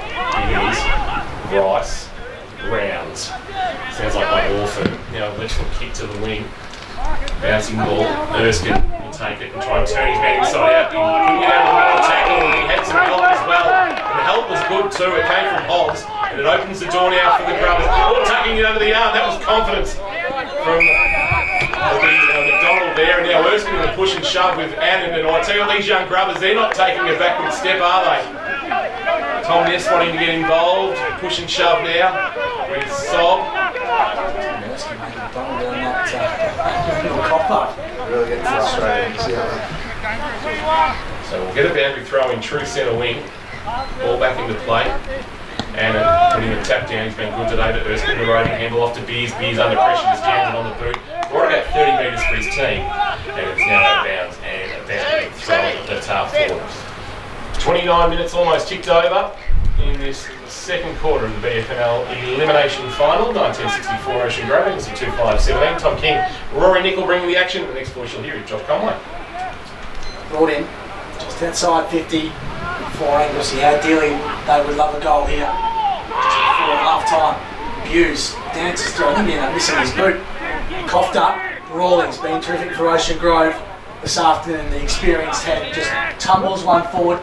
Nolan cops a rough bounce, and geez, Waters was smashed in a strong Belwarren tackle, coughed up over the top to Sob, who was set upon quickly by Rawlings. Plenty of pressure still in this game. Kerr brings his man over and out right between the interchange benches. Rory, you've been involved in local footy for a heck of a long time. Why is it that the intensity of the game is always greater in front of the interchange benches than it is on the other side of the ground? Yeah, well, because you obviously want to play next week, but for Anglesea at this stage, it's not looking too good. Tossed in. In the end, Belwarren. That was deliberate to keep it along the ground. Clean pick up from Elliott. His handball misses Kerr though. I've still got numbers. Rice was set upon. Had to kick quickly. Ocean Grove with numbers yet again. Pearce in the heart of Parliamentary Recreation Reserve gets over the head of Stephen. Taylor got 3 to his name. Beats his man. Kicks inside 50. It's a spearing ball and finds Waters. Just inside the paint of 50, chips over the top. Pearce kept running and he marks just inside the boundary line, 30 metres out. Just again on the turnover there, there's 6 Anglesea players coming through, back through the corridor. Admittedly supposed to defend Ocean Grove's entry, but once again Ocean Grove from one side of the ground, other, making Anglesea defend the whole ground, and it's really making Anglesea players uncomfortable. Tricky kick this one, particularly against the breeze and the tight angle. We'll see what Pierce can do. Already got one to his name this afternoon. Oh, he palms it off and got absolutely none of it. Barely got off the ground. That kick in the end, Warren for Anglesea, his handball was smothered by that man Pierce yet again, tossed in. The beauty of the effort of Ocean+Grove, even when they do make a silly mistake like that, they're there to get the ball out of bounds and cause another stoppage. Whereas the other way around, if Anglesea make a mistake, Ocean+Grove, 8, 9 times out of 10 are going to score an opportunity through it. They'll be throwing their forward pocket at the Geelong end of the ground, and then doing the ruck work. Caldwell won the tap down. Might be Hughes fighting in there against Pickett. So 47 is the margin. Let's say it's that at half time, Rory. You're not done, but you need to set yourself some markers in the second half to work your way back into the contest. Yeah, that's where the coaching staff probably just go back to basics and throw the magnets around and see if they can get a spark from wheels or something. Admittedly, their pressure over the last 5 minutes has lifted Anglesea, but still, they're not getting to look at the goals, are they? Coaches in the past have sent Dale Castle forward, but they've already done that, so that won't work. Kick towards the top of the goal square, looking for Patterson, spoiled away, front of the pack. Kyannon with a snap! Wonderful finish!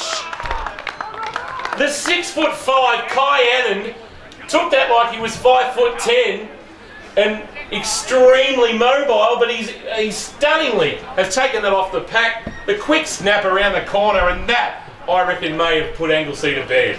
Yeah, I'm looking around at Anglesea players. A lot of them are arguing with umpires and having conversations within themselves.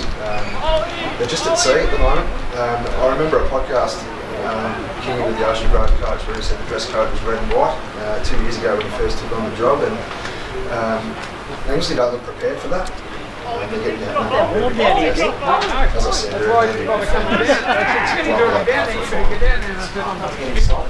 Just looking at these young players performing on the biggest of stages, and they are playing some superb footy. It's probably something Ocean+Grove haven't done typically over the last few years. They've recruited outside of the team.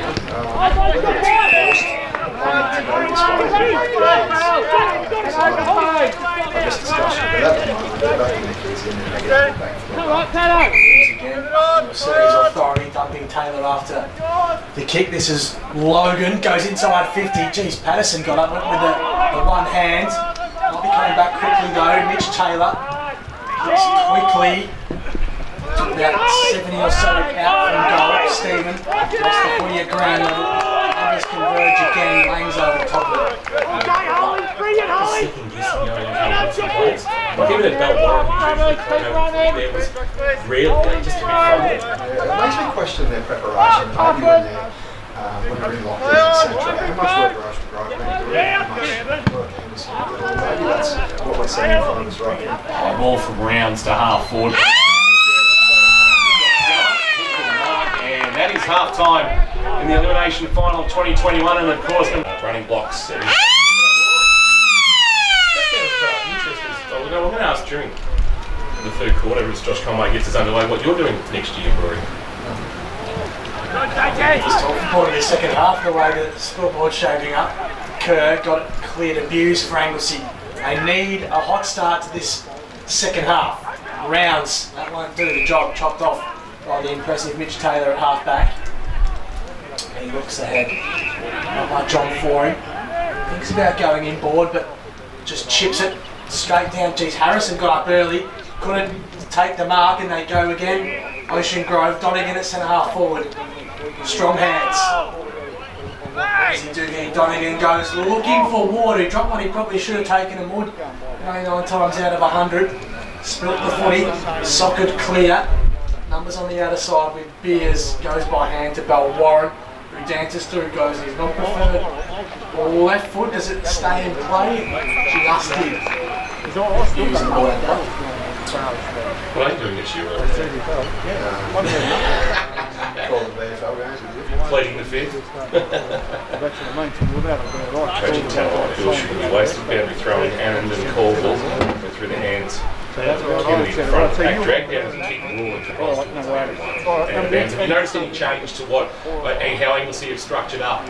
Obviously kicking into the breeze in this quarter. Have they done anything that can make them more attacking? They just have to attack the game now. They can't afford to play safe and then try and use the breeze to come home. Just looking across the ground, they look like they are all one-on-one. Apart from Ryan Williams off the back of the stoppage there, they are all manned up. So as I suggested, that's what they need to do, is go back to basics and play one-on-one footy. Caldwell winning the tap down. Kerr at the front of the pack, wrapped up into tackle by Rawlings instantaneously. That surely can't be holding the ball. And the ball has actually spilled out. The umpire was circling umpire O'Neill like he was going to pay holding the ball. And instead he says, now give it to me, it's not coming out. Nobody's going anywhere. And I'll throw it into the air. Annan, Caldwell is allowed to hit the ground. Annan picks it up on the bounce gate, released a handball to his skipper Wilkie. Wilkie gives the handball off to Rawlings. Rawlings a high ball, sends it towards a one-on-one. Carson against Kyan. Carson with all his experience has taken the mark on the chest. Would it even be worth sending someone like Williams or someone to Rawlings to try and get them involved in the game? Carson Get them right to the football. drives at the half-back. Caldwell marks opposed really in the end. Got numbers in board here with Rounds. Maybe even Luke Rounds runs with him and makes Jack Rawlings a bit more, I guess, conscious of what's going on the other way, because he's just always up free all right. Rounds keep been here a long time without Taylor to come in and affect the spoil, did a good job. Mitch Taylor, the ball's still in dispute here on the outer side, and now the umpire decides to throw it up. 3 minutes gone in this third term. Does go in the end now. Caldwell on it down for Anglesea, but then again, no advantage. Rounds kicks hurriedly. Beers cops a bad bounce. This is Mitch Taylor inside the field of play, just keeps it in. They flick it by hand. Wilkie, Taylor kept running. Kerr was with him. Hughes strong over the footy as always. Got it to Rounds, giving it a win the ball in the play. Just a bit more intent about Anglesea. Yeah, there is a bit, but they still can't string together more than 2 possessions. Annan, Caldwell winning the tap down, but it's going to be to the favour of McDonald trying to run onto the footy, held up by Rice. Coming the other way, BellarineFL dropped it onto his brother Stephen dropped it onto his boot. And fell towards Williams and Hughes. We'll go St. Barmer, and we'll get the ball up. Although it looks like Williams has missed the dig for a while.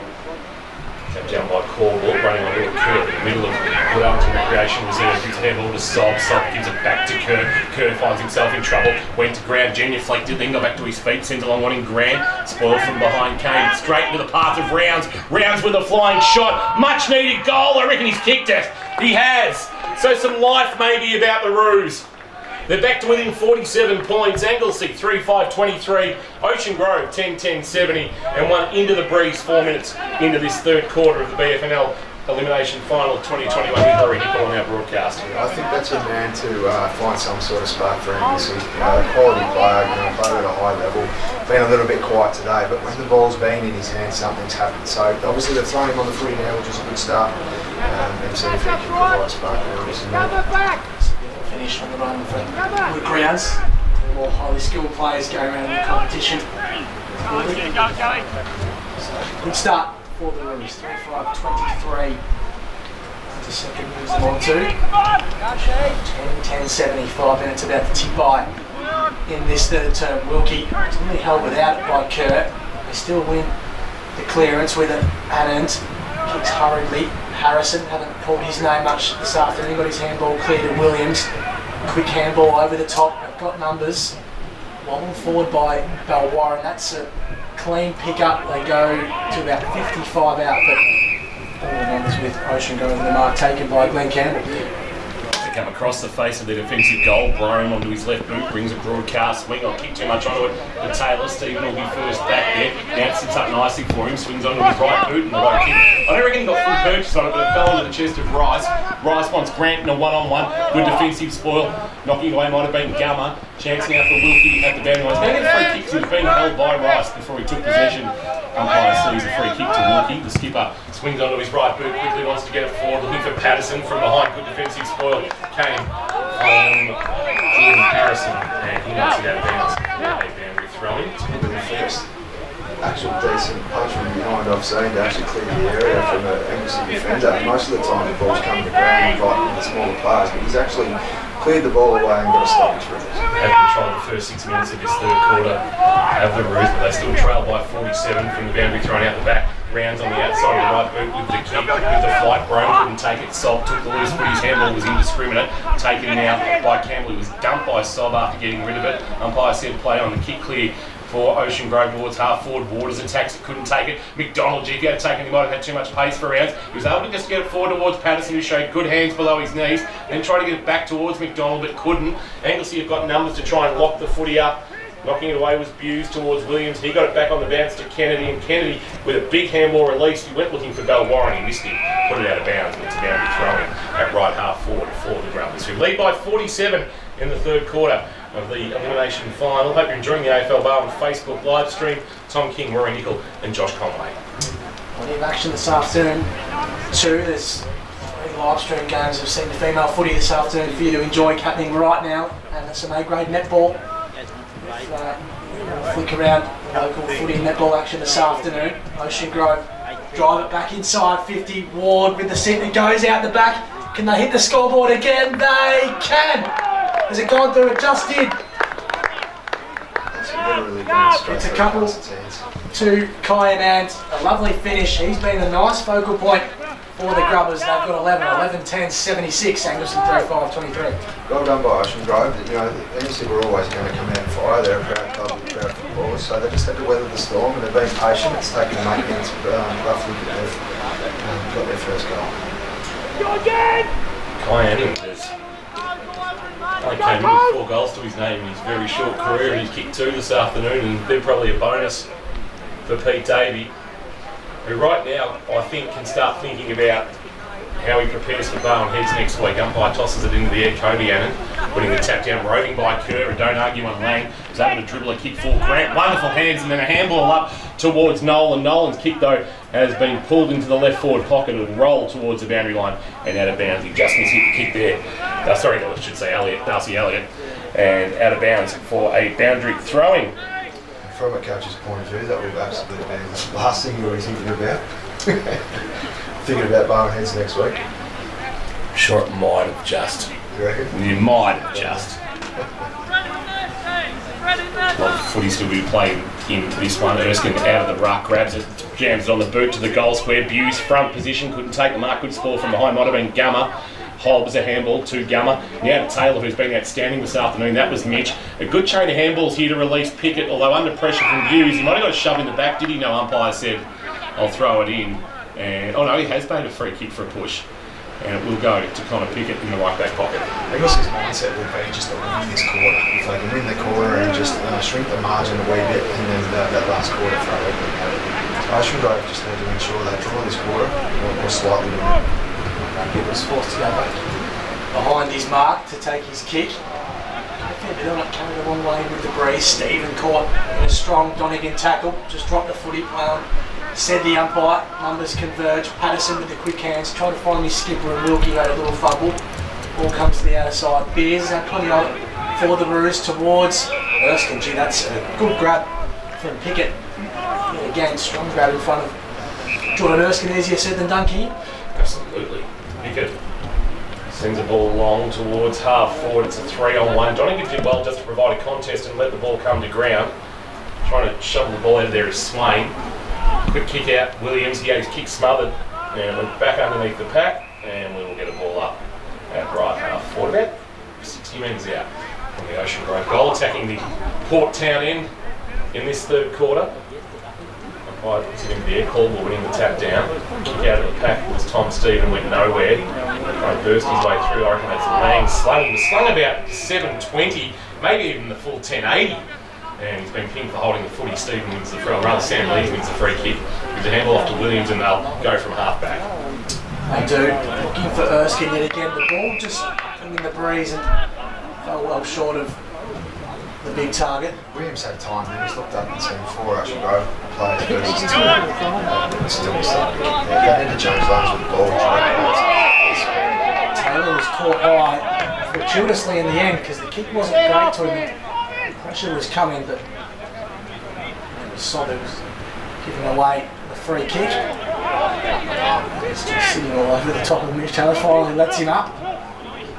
Anglesea goes to this man. Goes short to Wilkie. Gets some space, drives it, centre half forward. Swain has the height advantage over Donegan, but Donegan has the agility at ground level. Couldn't quite pick it up. Swain just ragdolled him off the ball, coughed it up. Lang, he coughs up the handball too. They work it out ball hand, Anglesea. This is Beers. Off half-back, spearing ball finds the chest of Dale Kirk. Kirk, true centre wing. It's the next kick that's the crucial one.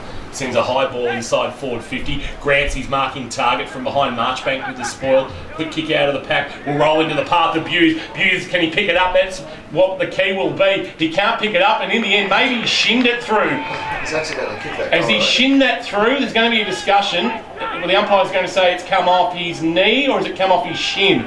This could be a crucial decision, and I reckon it's going to be a goal. He shinned it through as Jackson Buse. Not one for the archives, but he has managed to get it through for a crucial 6 points, and the margin is again back to 47. He just needed to sit up, and it didn't sit up for him, but he kept the ball in front of him, and in the end that proved crucial. Maybe their last two. He's accidentally kicked that goal, so Not a noted goal kicker, Jackson Buse, just the 5th of the season, and a lucky one at that. But 47 points, it's not insurmountable knowing they're going to kick with the breeze in the last. What they need to be back within 5 or 6, you would suspect, at 3/4 time. yeah, well, you'd assume so, but I should right obviously look really fit, so it's hard to see them kicking sort of 7-8 goals a quarter. Carson, strong. Yeah, clearance from McDonald, but the experienced swingman in the front of the pack with some strong hands.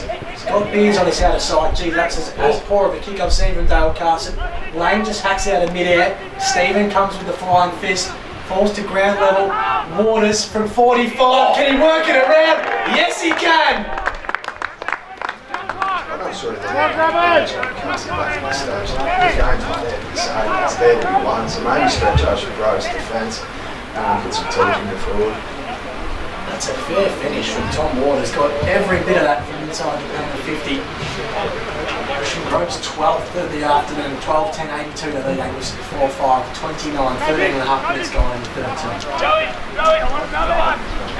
Waters a goal a game since joining from Parkdale into Baffa. That pair is something to behold as well. Some interesting haircuts Ocean+Grove guys.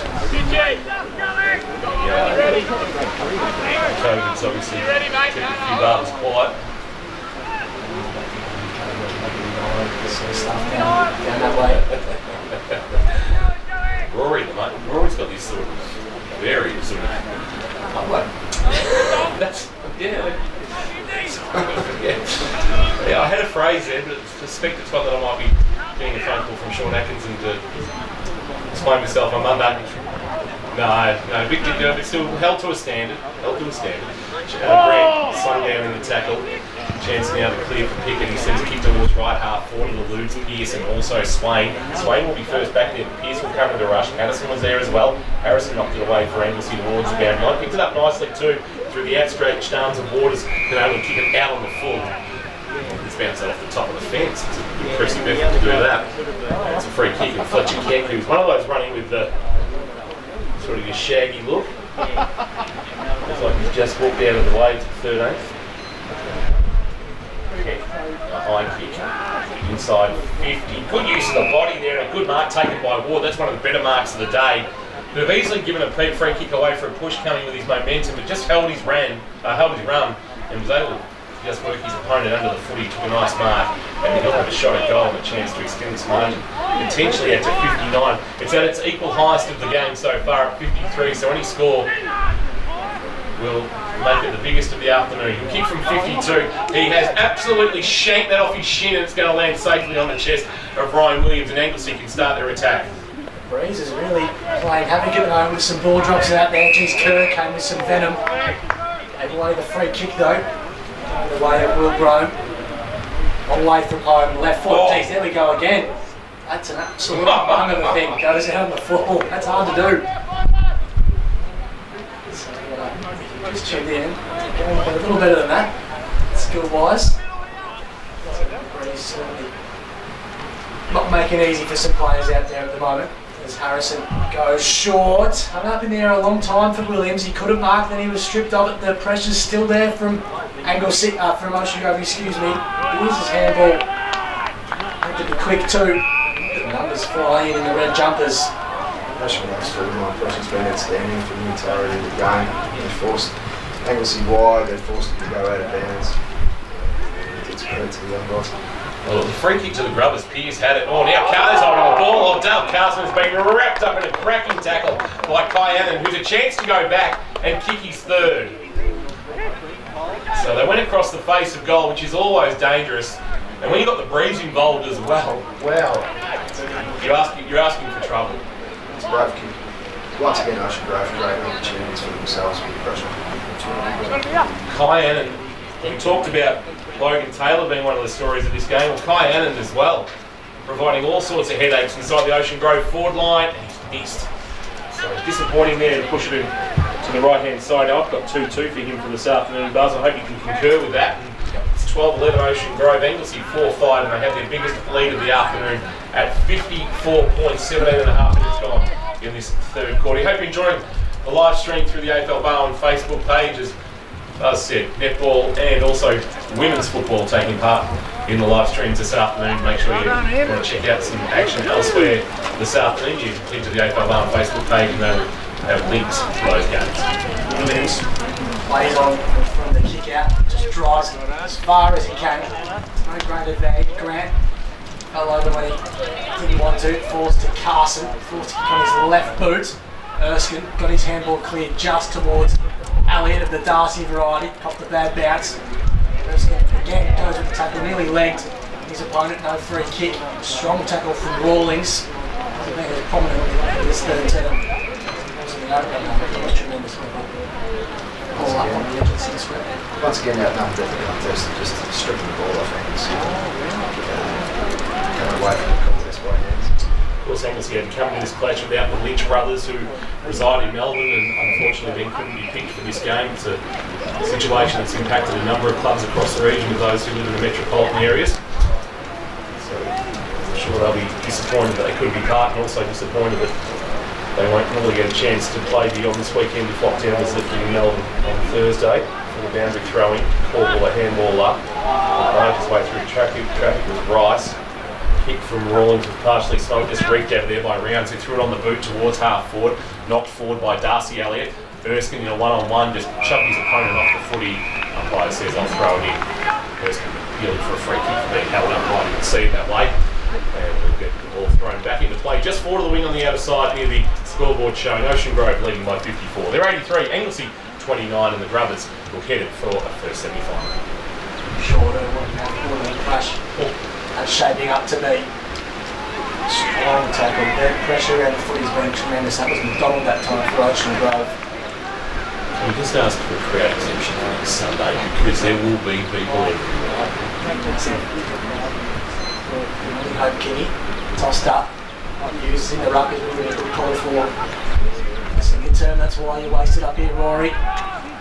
Well done. That's a mark game to pay the Rome. It is. It'd be interesting in the old days, just try and sneak beer in the footy ground. How did you try and sneak in? Rome drives it forward. Harrison with a strong fist out of play. You can't fit people into the wheel hole.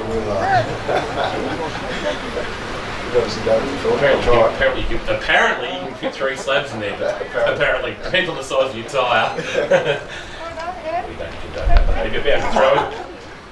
Rolling ball. And we'll get a stoppage, I suspect, from that boundary throwing. No umpire says I'm going to spot and a ball decision. And this game, I actually think this is just starting to peter out now. I've just got that feeling of real foreboding for Anglesea. Darcy Elliott, I think, was a result free kick. His driving kick, that wasn't intended for the chest of Jackson Hughes. That's where it ended up. Handballs it back to Elliott. That's Jack sending it towards half forward. Not a great kick. No favour there for Erskine. Hobbs playing in front. Happy to see it out of bounds. We'll get a boundary throwing. Done a pretty good job down there, Reece Hobbs, this afternoon. They only had 2 players from their 2017 elimination final. He and Cam Marchbank. So no finals experience at BFL senior level for the other 20 players for the Grubbers. You wouldn't know that. You're right in Hobbs, having a good go at him. He's played really well. Just, you always look up and the support from always. Here he is in action against Erskine, who thumped it down in the direction of Sob, who goes to it at ground level. Kerr tries to break through 3 tacklers and then brought to ground. The pressure again. There has been no time to breathe for Anglesea.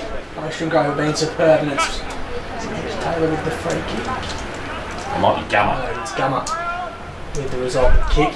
This is Hobbs, takes a liberty of a bounce in his own defensive half, drives it just below the vantage point. Long driving ball over the head of McDonald, tough on the judge in the swirling breeze. Williams brought it to ground level, smashes into his man, and ball clear, and again they burst out of a stoppage situation. Donegan's kick to half forward rounds was there.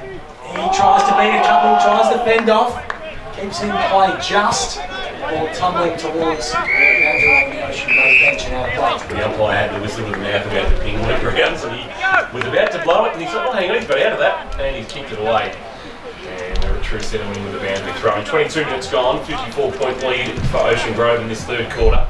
Umpire slings it back into play. It's a shallow throw in, and then the double fister into the path of Tom Waters. Tries to knock it to his own advantage. BellarineFL just buffets him off the ball, creates a path for Stevens. Stephen rather, chance from Pickett, or whipped the soccer off the ground. Wilkie had a complete fresh area. Pickett was good, out of traffic, gave a handball off. Rawlings on his left, sends it long inside, forward 50. Oh, what a well-weighted ball into the path of Ward.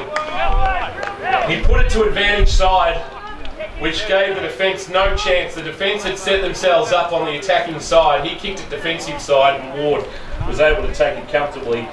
And the man who kicked 2 goals back in round 7 in the loss to the Roos, remember, it was a 42-point win for Anglesea earlier in the season. And he started at left, and that is where it stayed. And the margin is now 55. So this is representing right now a 93-point turnaround from earlier in the season. 12-12-84 Ocean+Grove. That's 24 scoring shots to 9. Anglesea 4-5-29. 23 minutes gone on the third quarter time clock. Such a good player, Jack Rawlings. Always got time and space with football. Bounces around players. I encourage him to come to wherever you want to spend time up there, coaching. He had a pre-season there. Probably would have made the list if it wasn't for him working out. It was just a bit difficult to get training, but I highly respect Jack as a footballer and somebody. There's never good things on the This year, obviously, okay, so great addition, some experience to help this young and exciting brigade they've got down Ocean+Grove way. Elliott hands off to Beers. Great kick. Coughed up again. Other side. Hobbs just drives it inside 50 and go again. Ball at ground level. Looping handball. Rounds chops it off, and he's brought down in a ferocious tackle. And holding the ball is a decision. The Anglesea players threw their arms up in the air, questioning the decision, but that was strongest of strong tackles. And that sums up the day for him. So there's the intent there to get rounds to the ground and tackle has been the difference between the two. I think it was an argument that it might have been really high. That's what the Anglesea players were appealing for. They do a lot of appealing in this great. Ward's first remarkably in the afternoon. Have like 3 lines in his game. Margin's 56. We're just incrementally pulling away at the moment. That's 3 consecutive behinds. And Ward with now 3 behinds for the afternoon. But I think it's safe to say that Ocean+Grove are going to advance and win their way through to the first semi-final next Sunday here at Port Arlington. Kerr with the glove on, has a bounce as he runs from his defensive goal square, pulls a kick and makes BellarineFL stretch, but he's taking the mark. There's Dyson BellarineFL on the nearest. And he's 50. Yeah, the old fake to go sideways has caught out Jake Wilkie. A rare mistake from the Grubbers this afternoon. He quickly wants to go to kick away, he shanked it, but thankfully Williams is able to take it on the bounce. He went looking for Tom Stephen. He overran the footy, went back to try and find it. The second off the ground. Is that going to be considered deliberate? No, boundary thrown as rounds. And really no intent to keep that in the field of play. Despite the appeals from the Ocean+Grove players. O'Neill says throw that one into play. Just trying to calm the umpire. That didn't happen. Will Brian still wanted to argue the toss. I've never seen an umpire change like that. You might have thought that the signal was. He saw it, McDonald bursts out. Clean pair of heels, drives it. Carson's got that position, just bounces off his chest though. Still got the numbers. Nolan, excuse me, over the top to Carson. Straightens up, looks to his right foot, goes by hand. In the end to Swain, who's set upon. A big tackle. Jeez, was he caught in the headlights, Rory Nickel? Yeah. As I said, it's been the summary of the day, just the one thing in the footy and get the footy back off the opposition. The difference between the two sides is quite far apart. The winning side, 450, was Donegan, who laid the wonderful tackle. He might be small of stature, but he's the bigger part. Now the kick inside 50, it's a high ball to McDonald, sending it towards the top of the square. Kyan, who's got a couple of goals to his name, flying against Carson. Yeah, he sees it out of bounds for a boundary throw in the right forward pocket. Well, if they weren't household names coming into the final series, some of these Ocean Grove kids have really enhanced their stocks with their performance here this afternoon. As maybe the weather just slightly turning, just a little bit dark here at Port Arlington as well. The clouds starting to roll in. There wasn't any real prediction of any precipitation. Hopefully it stays away if there is going to be any, at least the next 3/4 of an hour. We've got a boundary throw in right forward pocket. And it's a shallow throw in. And the ball going to bounce into the path of Rounds, who just jammed it on the boot towards Rice. Rice has it at defensive 50. Trying to fight for the footy. Was Rounds with Rice. Can't extract it from the pack. And we'll get another sausage at the 50-metre arc. Ocean Grove in attack. They lead by 56. And they're on the verge of a first semi-final meeting with the arch rivals Bowen Heads. A rare finals battle of the bridge, but we're looking forward to it next Sunday here at Port Arlington. Absolutely. Warren storms in the middle. Elliott, Darcy was clean. This is Rounds again, was stripped of it, just dropped the ball. The footy is the correct decision too. Erskine doesn't like it, but he puts it there. Switch of play comes to Hobbs. Centre half back and Brome marks. Cops a nudge from Rice, wants 50, nothing doing. Brome dances inside Erskine. How about that for a bit of candy, you know? They're confident when that sort of stuff's happening, getting their back half. They're streaming forward again. McDonald being busy in this third term. Tumbling ball forward and the mark taken by Harley Pearce. He goes quickly onto his left boot towards Patterson. Take a pick all over Taylor. Marks directly in front. Just over that far side, stripped of the football with the tackle. You just notice the Ocean Grove jumps around the contest of the tackler, and there's just no support for Anglesea. So I just find the teammates for each other aren't working hard enough for the ball carrier. When you do get in trouble, you need to fire off a handball. There's no one to give it to. That's why the Anglesea players are getting caught with the ball. The man who started it all, Logan Taylor, 3 opening term goals. Coming to add to his tally. 3 goals, 2. His name. Probably an opening he had to the game to light Ocean Grove up and set them on their way to now. It is a dominant scoreboard, 12-14-86 to 4-5-29. 57 points, but that's 4 consecutive behinds. They could have really put some hurt on the Roos. The short kick in is marked by Kerr. It came from Bellarine. But once again, just nowhere to go with the next possession. Bellarine has to come up to defensive 50 and provide an option. Now he's just stuttering on the spot, steps inside Pickett, now gives a handball to Rounds. Rounds has to run backwards to go forwards. He goes to the lateral ball, and it's a good one. It's on the chin, missionary, and he's dragged down as he kicked it. He gets it out wide, and it goes through the legs of Caldwell. Rolling ball. Caldwell leaves Ness to the footy. He's wrapped up in a good tackle. Ness tries to bring him to ground. He's able to get the ball on the boot. Well, that shouldn't be holding the ball. He was able to get the ball on the boot and get the ball away, but the umpire has paid the free kick, and it'll be Ness to take it. He just chips a little kick over the top, and it's just got enough flight on it to be marked by McDonald. Was there a 50-metre penalty?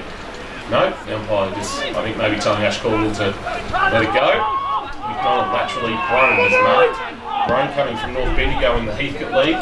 Actually went back there and played a game during the year, during one of the COVID shutdowns of the BFL season while they still played up north, and got a game in there, but the Brothers 4-4-8 turned over. A short kick taken by Views after he dropped the mark handball to Caldwell, who's a sitting duck! Oh, Lang wrapped it up the team. That's holding the ball, but the umpire didn't pay it either way, and it's come up with it and given it to Brome. Brome goes by hand, he'll get it back. Dances through one from 55. Brome gets nothing of it. Williams has got front position. Brought down, should have himself a free kick and does. Playing in front of Brandon Taylor.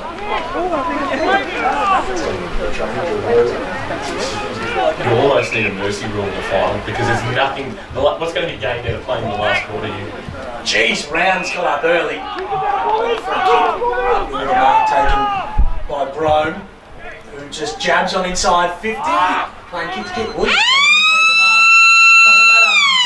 3/4 time sign. Ocean+Grove are nearly home. 12-14-86. Leading Anglesea 4-5-29 at the final. James King. At the contest, they just want to concentrate on how they want to start against Bowen Heads and finish that game. Final quarter of the elimination final. Here's Josh Conway. Using the ruck for Anglesea. Jeez, Lang charging away from 60 towards Patterson. Fist came. Carson was clean. Swain caught in a strong tackle from Donegan. They're not relenting, Ocean+Grove. They are not giving up at all. The desire roaring is still there in the final term as it was at the very start of the game. Yeah, they want to send a message to the rest of the competition that's still involved in finals that they can play 4 quarters of football on a big ground in tough conditions. And so far the start, as I said, they're not going to give up or waver. This is pretty much a gimme, you would suspect, for Donegan directly in front. And the mark is right at the top of the goal square, so should have no issues for his first goal of the day. Straight through. And they come from everywhere too to get around him, and why wouldn't you? 13-14-92. 4-5-29. From an outside looking in, they've got a lot of mateship, and whether they've shared those special moments as juniors winning premierships. But to be so far ahead and one of their mates kicks goals and knock them the team run down and pat on the back, there's something special in amongst the group, isn't it? 22 goals for the year now for Sam Donegan as a small forward. Playing starvation corner and you're averaging better than a goal and a half a game is a great result. Absolutely. So he's got 22. Ward's got 22 for the year. Should have added to that today. He's kicked 3 behinds, and of course Patterson now with 38, 6th in the BFL goal kicking, which Lucas Anderson has taken out. The Torquay star this year, of course, started on absolute fire in season 2021 coming from St Joseph's. And to toss it back up in the middle and to go again against Hughes. Both had jumped before the ball came down. 50-50 Lang slung the current tackle, and the High says he'll take it high, and it'll be a free kick to Josh Lang. Handball off to the run of Keck. Keck will send the kick towards right half forward, looking for Logan Taylor, who was a man who was sparking in the opening term with 3 goals and has been paid for an arm chop. A free kick gives Tom Stephen. Stevenson just waved his arms in mock indignation. Kick inside forward, 50's a floating ball, it's not a great kick, and come to be on the chest of Beers. Beers sent to kick wide to right half back, and Rice is unmarked. Rice looks up, not a ton ahead of him. The kick was nondescript for Sob. He was beaten to it. This is Mitch Taylor. They filter it by hand. Keck's got some speed. Coughs it up by hand to Williams, who just thumps it to half forward. Grant's got 3 to beat. He was up early. Gee, that's a great grab. The back of the pack. Actually, it was. Grant's still down. He got sat on in that contest. Lang squares it up to Hobbs. Got numbers on this near side. Teeth marks it up that.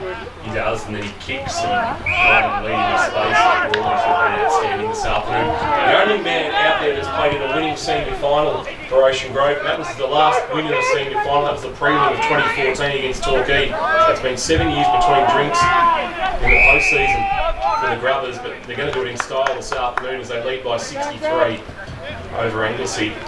Ball's in the middle. Lang was unable to take the footy away from the contest and blocked up. Umpire tosses it into the air. And Hughes animating the tap down. Wilkie jammed it on the boot inside forward 50. Donegan couldn't take it cleanly. Ball spills out towards Keck. Keck gives it to Rawlings. You can go back to Keck by hand. Good tackle by Rice. Is that holding the ball? No. Keck a handball. And in the middle of Port Arlington Recreation Reserve. Fit of the fumbles. Had it knocked away by Kerr. McDonald put his head over the ball but couldn't take it away. It's couple there for the Grubbers, but they've overrun at Campbell. One of those good little bump from Hughes to clear a path for Corbell, who bangs it very, very, very, very long. Did Gummer get a fist on that? I'm not sure he did. He's pleading his case with the goal umpire, but that is to no avail. And Caldwell, with the longest of goals, bounces it through and gets one back for the Roos. They're 5-5-35. Ocean Grove 13-14-92. Something that they could have done with a lot earlier in the contest, rules. Yeah, well, they tried for a period of time there in the second quarter. They had about 5 shots outside of 15 minutes to work for it. So once finally come off, they just haven't been able to play the football without Anglesea. They haven't been able to hit targets. And I think that's due to a lack of work rate for the team. It's getting in the right spots to receive the ball. You reckon the meterage on that? What was King? Is it 70 metres or so? Yeah, it's got 65 to 70 attached to it. Way, isn't it? Race. Gee, Josh Gummer was adamant that he sort of Stephen Silvani, Michael Long 1993 grand final arrangement. Wasn't a convincing appeal to me. Tossed up. Been terrific. Lang's worked his way into the contest nicely. Coughed up. Wilkie being good, the skipper. Dancing through the couples. Pickett wheels round his right boot. Taylor bursts through Wilkie. His kick was smothered. Hughes throws his body over the ball. Got his handball cleared. Kerr got a boot to it to shovel it forward. Back to Wilkie. They work it on the outside again. Kick towards Patterson and Annans. Fisted away. Carson. Once again, Rawlings is staying on his own, I think within 5 to 7 metres of the contest. One of the best ball users in the Ocean Grove team. Obviously had a lot of it. I don't know how they've not recognised how much influence he's having on this game. To be that far on his own is staggering. Kai Allen from behind doing the ruck work.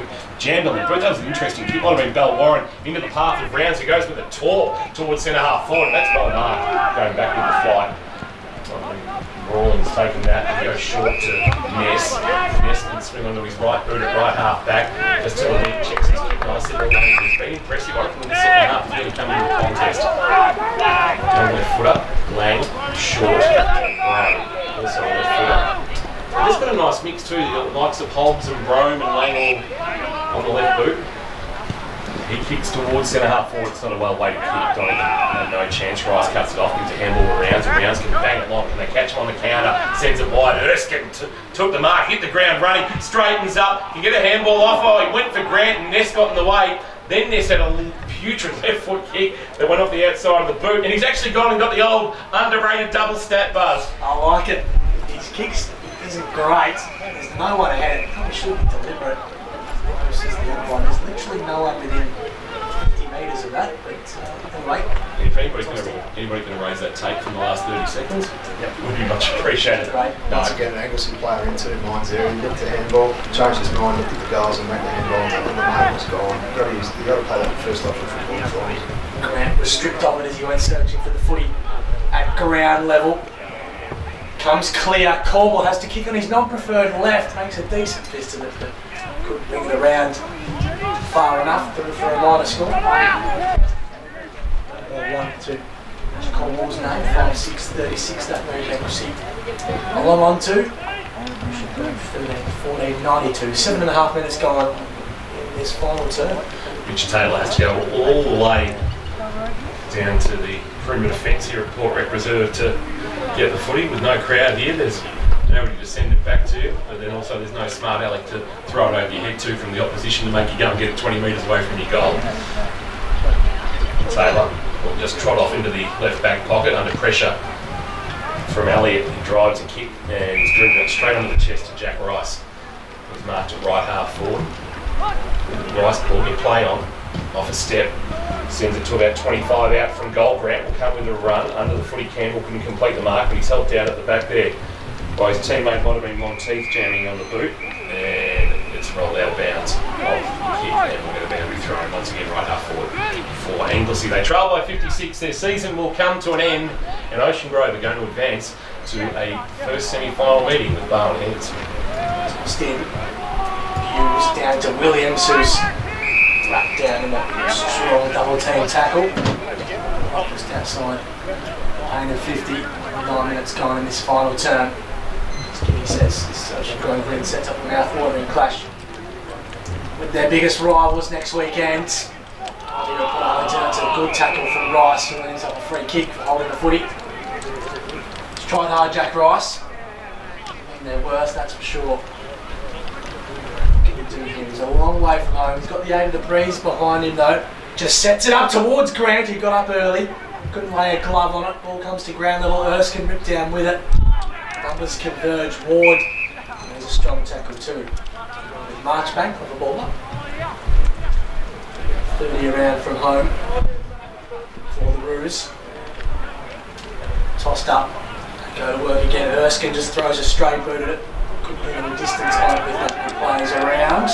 Umpire circling. There's appeals. The ball's actually still clear and not before the umpire had a call for it to be thrown up. I'll do the ball again. I'm happy to be corrected, but I reckon we've got to go back to 2004 maybe for the last time Ocean Grove and Barnett played each other in a final.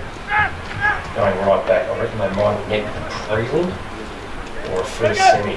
Happy to be corrected. If anybody's listening out there might be able to do me. It's been totally confirmed for me. He's the font of all Ocean Grove knowledge. Watching it there. Did you catch that, did you? No, that was Bones Clark's Euro 4. Was it? Yeah, I reckon he'll be gone to St Joey's off the back of the fourth flag. Took Jimmy Dalton with him. Correct. And Jimmy went and duly won St Joseph's best and fairest. Now Jimmy's making a name for himself as the track manager at Geelong Racing Club. Doing a wonderful job getting that track in preparation for the Melbourne Cup lead up in the second last Wednesday of October. He's a ripper. Maybe coming in the Addy's top 50 very highly in the BFL. Left foot snap from Erskine's not a bad effort. He's going to point across the face of goal and through for behind margin. He is at 55. So behinds won't do it for the Roos. They are too far away to be snatching this one. They would need they need basically Ocean Grove to walk off the field to be any chance of kicking the 10 goals required to get back into this one. Ocean Grove 13, 14, 92, Anglesea 5, 6, 36, and the Grubbers won't be doing that anytime soon. Murray? I wouldn't have thought so. The way they've been playing, I'm not sure they'll still get the job done. Just look at Anglesea's key targets. Warren and Erskine's just got one to his name. Jack Elliott hasn't kicked a goal this afternoon. Corbell's just got a single. Blake Grant hasn't hit the scoreboard, who's usually good for a couple of games. They just haven't fired a shot, have they? No, in fairness to Erskine too, they're dropping above his head and he's getting up to they're not being able to get that ball user out that wants to kick inside forward 50. It's always under pressure and hacking the foot forward, and Erskine's had to battle against 2 or 3 players. Nolan lost the footy, ball's still stuck over on the outer side. Hughes is hovering around with it as BellarineFL shoveled it forward. Doing a bit of a scrap now. Hughes at the front takes the ball, burns a few off, kicks inside 52. That's a big contest. Couple Ocean Grove players down. The quick snap came in the meantime, and it's through from Jack Rice. Nice finish. It snapped quickly after a big contest. Erskine and Hobbs, I think it was as well. But it's through for a major from Jack Rice. Angles is 6-7, 43. 13-14, 92, 12.5 goal involvement. You don't want those to be serious, those knocks, because they've got a concussion linked to them. Back 12 days. Yeah, You hope that Campbell's okay and Hobbs is okay from that. And it seemed fine. Just 2 players with only eyes for the ball and they're going each other with this photo. Show that commitment to the football, but their bodies on the line is a threat to the guys. Glenn Campbell, of course, spent a year in the Riddle League before, or in 2019. He was at the Grubbers in 2018, originally from I think Strathmore in the Essendon League, was where he made a name for himself. And one of the few Ocean Grove players with a 3 in front of the age. Rory, there's not many with a 2. A lot of them have still got a 1 in front of their age. Yeah, I thought Jack Robbins might have been 30, but apparently he's only just turned 28. I was just chatting to Matty Payne down there at half time. We're talking about good players. Jimmy Matty Payne is a serious good footballer. It's fortunate to see him, Matty Payne. Long goals from the midfield, just outside of 50. He was Leopold, 4A in the mid-90s. And he was one of the elite midfielders of the GFL, but of course, you know, one of the greats of the Bellarine. Umpire tosses it up. Hughes got high on the tap against Dannon. Rolling ball. Attack there by McDonald. Monteith it was. He's actually running more than Not a bad bloke to have out there. Round bombs at long. There was a free kick advantage advantage. Paid back with the flight. Campbell dropped what he should have taken, going back with the flight. Here's Hobbs wrapped up in a bear hug by Erskine. That's not coming out, and we'll get a ball up left forward pocket. The momentum. I know we get so, and it happens at every level of footy, we just fall so in love with the winning finals team as opposed to we get off the losing finals team from the week before. It's not like Ocean Grove are rolling out here next week and walking over Barnheads in a first semi, but gee, they're going to take some good momentum in, Rory. Yeah, well, as I said, they're just not afraid of being playing well. They'll play anyone, anytime, anywhere, and I sort of thought they may have been overruled by the occasion and the experience of Anglesea today, been a bit of challenge for them, but they've just looked really comfortable at the level and playing in a final, haven't they? They just don't look uncomfortable at all, whereas Anglesea sort of have been the team that's so comfortable. It's superb. Every line you look at, there's something to be something about from an Ocean Grove point of view. Wilkie's kick was his best, dropped off by Stephen. Wheels onto his right foot, wobbles one inside, 50, Erskine from the back, couldn't get hands on it. Grant goes to work at ground level. Erskine again lays a strong tackle. To be fair to the big man, he hasn't been afraid to put in the dirty work laying some strong tackles, but hasn't been his afternoon. Number 4. Not through lack of effort. You certainly know as a defender, if Jordan Erskine's back in the contest with him, clear and kick out of the pack by Marchbank, and that's just going to bounce inside the field of play. That can't be called deliberate, that's a skill error. And Luke Rance thinks he's going to be the recipient of a free kick. The umpire says no, it'll be a boundary throwing. There's insufficient intent and there's insufficient intent, and the skill error isn't insufficient intent. It was just a skill error from Cam Marchbank, and he would have found himself very stiff to have had a free kick paid against him. Boundary throwing, left forward pocket. Erskine will do the ruck work. Just passes beautifully to Caldwell, the unlikely rover. Snaps a kick around his body and diving down low and taking the mark. Here's Campbell at the top of his defensive goal square to hold things up for the Grubbers. Right ahead, so he's just forced to sit behind his mark. Chips across the face of goal. It's safe enough with Ward. His own back pocket. Sting's gone right into this one, as you would expect. Long driving ball, juggling mark is taken. Good mark too by Hobbs. Chips over the top. Been there a long time. Allowed Drew Schneering to come across and fist the ball out of play with more respect all the time this afternoon on that outer side. Playing 16.5 minutes tick by in this final term. Now, apparently Ocean Grove and Barnheads in 2015 was the final, so we're not going that far back for the last time they met. We've been informed by our viewers on AFL Barn Facebook. I hope they're enjoying the broadcast wherever they're watching. Watching in their thousands, I'm sure, Kingy. They will be next week if there's no crowds allowed. We'll be very quiet on the roads of Ocean Grove and Barnheads next week. Keck bursts away from the contest, bangs it long. Carson's got back there, Patterson couldn't mark, front of the pack. No one's there for the Grubbers. Touching it to the ground, Rawlings, and he puts a kick wide to Keck. Keck runs to 45, lowers the vision into the pocket and puts it onto the chest of Pearce. So Harley Pearce marking on the chest, left forward pocket. And Ocean Grove Junior, he actually spent 2019 and played a handful of games at Drysdale before coming back to the Grubbers this year, and proved to be a smart move. Absolutely. Playing in the final. Once again, just the ability to spot up the free player by Ocean Grove, because they've got the time and space.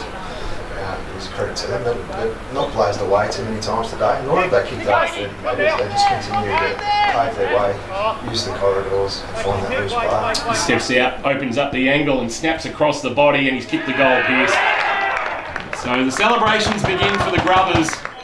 They're going to win their way through to a big first semi-final next week against Barwon-Heads. Ocean Grove 14-14-98, Anglesea 6-7-43.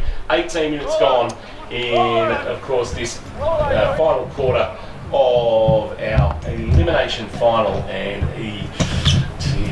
tell you what, Anglesea, that's disappointing. I'll tell you what, it'll be interesting to see with Anglesea what they look like in 2022. They are an older list. There's some guys that have played a lot of footy, and it'll be interesting to see how their situation stands for next year, Rory. But yeah, it's not the way you want to end the year. If you're going to lose a final, you don't want it to be in this manner. Look, they've probably reached their tether with this list almost, haven't they? With the players like Williams and Carson and those sorts of guys, it's probably time to inject some new players into their side. They've come close, haven't they, since Paul Walker's taken over the job. They've always been thereabouts without taking the ultimate step, as you say. As Beary's in the ruck for the tennis streak of Anglesea. Upscript handball, missed Kerr.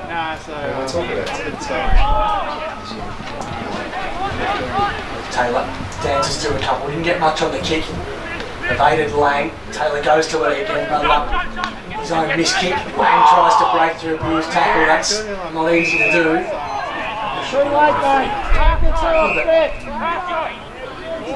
Only a free kick here for choice words, and we'll end up going to Lang, who follows Will Brown.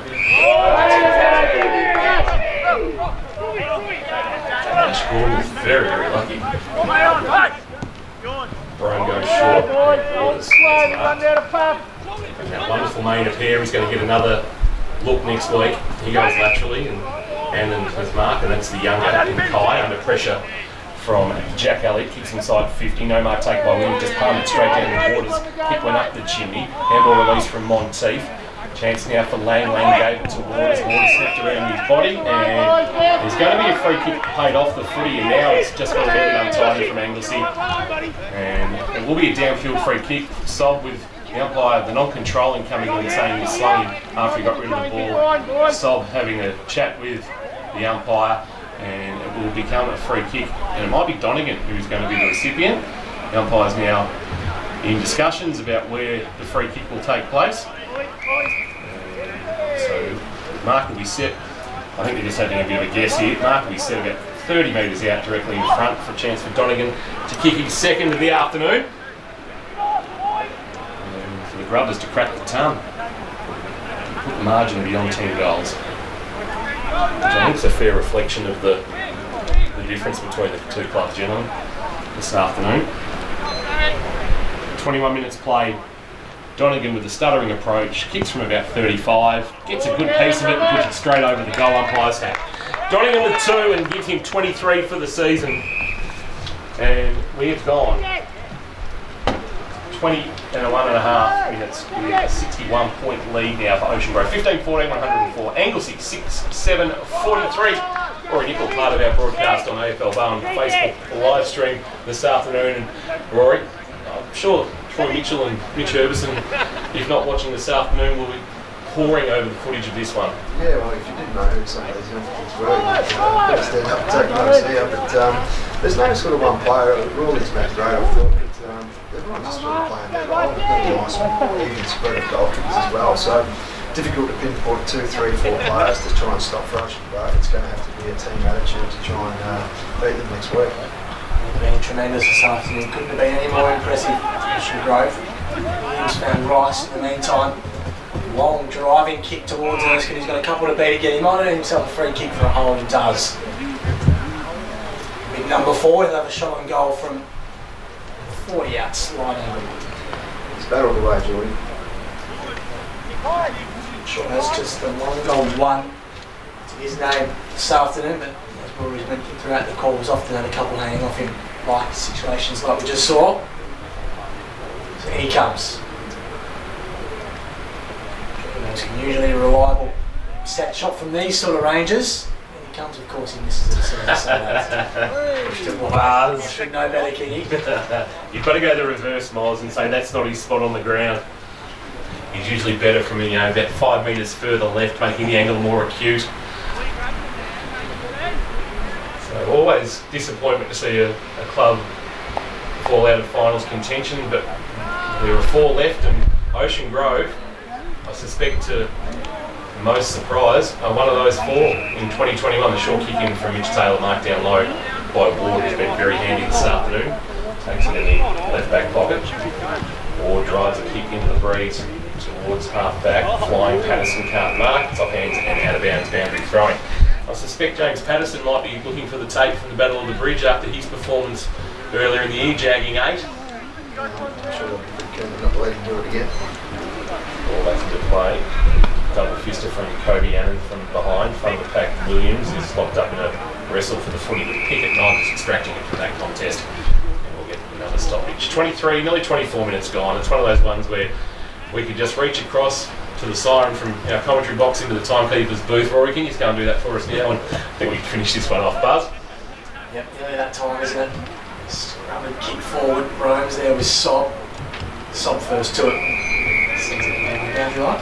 Anglesea Hotel preparing itself, no doubt, for an influx of Anglesea players in the next 24 hours. I think so. Hello, all the team down there. Great feed too, by the way. We're allowed to go to the pub for free yet. Interesting, isn't it? Home was a strong tackle on the paying 50. You mentioned Connor Pickett before. Can he, of course, provide one of the great moments at the Battle of the Bridge in the season when I think Pete Davey described it as Connor Pickett's candy shop, and great photo from Marcel Behrens capturing the moment of the celebration too, with the arms raised and everyone kind of chasing down. Bit soccer goal style, wasn't it? It was. Waiting for the shirt and the jumper to go over the head. Yeah, it was a great photo from Marcel Behrens. It has done the rounds a bit this year. I'm sure Connor probably gets fined every time it shows up, so we'll keep showing it. That boundary throw was a little bit skew whiff, so I suspect the boundary umpires, who have absolutely earned every piece of the pocket money that they're putting away from this afternoon. There's been plenty of stoppages. All back into play. And then from behind against Hughes, he might have got a hand on it. Might have knocked it to the front. Hughes was the one that tried to take the footy away from the contest. Had it knocked from his grasp by Lang. And it's now underneath the pack and not coming out. And a ball up, and we're into that moment of the final, the ones where the interest is really lost for everybody. Ocean Grove just want to get themselves through unscathed, and Anglesea just want to head to the rooms and lick their wound. That's a good back by the Waters. And the kick coming in took it over the top of Erskine. And rather Elliott is going to hold things up again for the Grubbers, as they had done all afternoon defence, Buzz. Driven long and strong towards Beers. We'll actually float it out in the full in the end, so Beers will take the resulting free kick. 26 minutes of tick by in this final term. I'm left in this elimination final. Beers plays on, back inside the field of play. Not a great kick, Lane got a fist to it. Looping handball finds Williams, kicks on his left boot. Harrison's been tossed forward. Numbers ground level still with Ocean Grove. They try to work it by hand. Rome out to the skipper Wilkie. Goes back by hand again. Taylor fancies himself by foot. Hung up in the air a long time. The ball fell short. Rice swoops in and takes the mark. And he probably has the range from here. You would say. Other shots on goal or any indication for Jack Rice. Kick from just about the paint of 50. 58 degrees behind his back. Keeps it everything. It was very high. Guess he not there too for a minor score. 59 now the margin, and we've played 27 minutes. Please, heaven forbid, not be a 40-minute quarter or best of like we got in the opening term. We tipped over 38 in that opening term. Ocean Grove 15, 14, 104. Anglesea 6, 9, 45. Just questioning why I decided to park my car key down that end behind the goals when the breeze is going that way. I really didn't think that one through, did I? It's just that lone car you can see behind the goal. It's not my smartest decision in hindsight. Taylor, that's Mitch, as he runs through his defensive goals from Darcy Alita's mark. I only laugh at that, Buzz, because when I came in, I actually had the same thought, and I parked at the other end. It was out the outside of the right boot. That's not a bad effort. And is that a goal? It is. Goes through for Anglesea, and it was Jack Rice kicking. He kicks his second of the afternoon, and I actually find myself at the opposite end of the ground thinking won't be down here much. So I'm down behind the trees and think, well, I'm pretty safe down here. Ocean Grove 15, 14, 104, Anglesea 7, 9, 51. Just for listeners, where'd you park your car, Rory? Over near the netball courts, because that's, but having said that, at least you walk home towards the car. Well, that's true. You're walking in the grass. I think I've avoided any damage so far. Since I just noticed. Let's take you 3.5 hours to work it out. This discussion wouldn't be happening if the margin was 3 points as opposed to 53. Back in the middle, and Ocean Grove trying to clear. It's not coming out. And trying to handle away. He's held up. He's not going anywhere. 53 points, 28 and 3/4 minutes gone. can't be too much time left in this one. The kick of Rounds is partially smothered. Ball spills back for Kerr. And now clearing kick from Rounds towards half forward to a 1-on-1. Brome and a wrestle with Sol. Going to bounce towards Jack Elliott. Here now it's Harrison who's gone forward in a rare foray. Gives a handball back to Sol. Sol's kick is a unattractive one and will bounce out of bounds for a boundary throw. Jordan Harrison rarely sighted inside the forward line. Made his name as a key defender, but all night Gray maybe throwing him forward as a bit of a, well, you stood tall down back all year. Don't see if you find yourself a goal, son. Yeah, Charles has worked for him this afternoon, has it? So might as well throw the magnets around. And again with a strong fist. Well, we start looking at players who stood out today, I'm sure Kobe and both brothers have been impressive today, but players, I have to think actually we'll get your thoughts after the final siren, but there's been no shortage of winners out there for Ocean Grove this afternoon. Quick kick forward. That's the freaky against Cast. He should have been anyway. Sob threw it on the left boot. Score just inside the goalpost. And left foot's there. It's got to be a credit to the coaches and the player management over the difficult period of COVID, isn't it? They just look ready to play today, and also that comes off the back off the, I guess, the players' commitment to do the work when no one's watching. It's evident today, watching them, that they have put the work in. They might have been training on their own in small groups during the COVID period, but they don't look like they could run out and run forward by the looks of Ocean Grove. Monteith runs his full measure and kicks towards half back. No mark taken there as a bounce off the chest of Ward. Annan was good at his bootlaces, gave it to Logan Taylor, trying to get it to Keck. Keck was able to take it and then kick towards the wing, bouncing ball, and falls for Marchbank. He tried to get a handball away into the path of Pearce. It's now socking off the ground towards Pearce, but down low, well, that should be 50 really, as it will be 50 as Swain after taking the mark. No, the umpire just telling the player to get back, Donning it on the mark. Cleveland's indicating he's going to pay 50 to Swain. Swain sends a kick, calling it unmarked. And loop a handball over the top if he desires to Harrison. Instead goes looking for Erskine on the lead. And for one of the few times today, the service to Jordan Erskine has been on point. It was a beautiful piercing ball from Caldwell. Barely got 6 or 8 foot off the ground. Probably his first time they've been able to string 2 possessions together. Get from one end of the ground and the other. So the Grubbers have probably just mentally checked out for the moment. Erskine for his second, and he's pulled that to the left. And so Jordan Erskine in front of goal today. 1 goal, 3 off his account. Confirm for me. Yep, Buzz. 15-14-104 Ocean Grove Anglesea 7-10-52, and we've ticked towards 32 minutes gone in this final quarter. And as the Grubbers will march on to a Battle of the Bridge final. There are finals, and then there are Battle of the Bridge finals, and they just seem to have a little bit more than just advancing to the next game attached to them. They're generally a final just during the year, aren't they? It doesn't matter where either side's placed on the ladder, they're always red hot. Both sides have a good go, so it's pretty good context. Beats all the bloody stick that in the Forward to that you one. get marked for how you go with that by Massive. not. Fingers crossed. It's able to create some atmosphere as well. Be nice. Double went to Hobbs, Ness, by hand Rawlings. And terrific. His handball was smothered and the ball trickles out of play. 104 plays 53, so it's in the bottom left of your screen. Hope you enjoyed the coverage this afternoon on the live stream, wherever you're watching. Tossed in, using the ruck. For Anglesea, Sob tumbles one forward, bounces over the head of everyone in the end.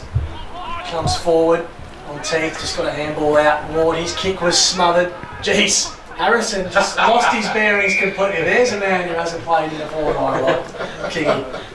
Just thought he was under the hammer when he had 5 metres of space. I thought he was going for some sort of bicycle kick, sort of into the back of the net. The way he was setting himself, sort of Daniel Arzani at the Olympic sort of style. He's put it out on the full. And the clock has ticked to 33.5 minutes, and we thought we were going to get some mercy from the timekeepers. It hasn't come. It's been an enjoyable afternoon, I suppose, Grubber fans and those watching on the live stream. And we know there's a bunch of you at the Ocean Grove Hotel, the old boat shed, Rory, the Colindina, and all those watching, of course, at Ray Menzies Oval. We hope you've enjoyed the call, and you'll hopefully be here next Sunday. And if you're not, well, we'll do it all again for you And bringing the action from Port Arlington. A long kick towards half back came from Campbell. Slung in the tackle, but unable to release. Out there was an Ocean+Grove player who was very slow to get to his feet in the back plate, might be Harley Pearce. Now advantage is paid and a 50-metre penalty, so there a chance now to maybe jag a late one.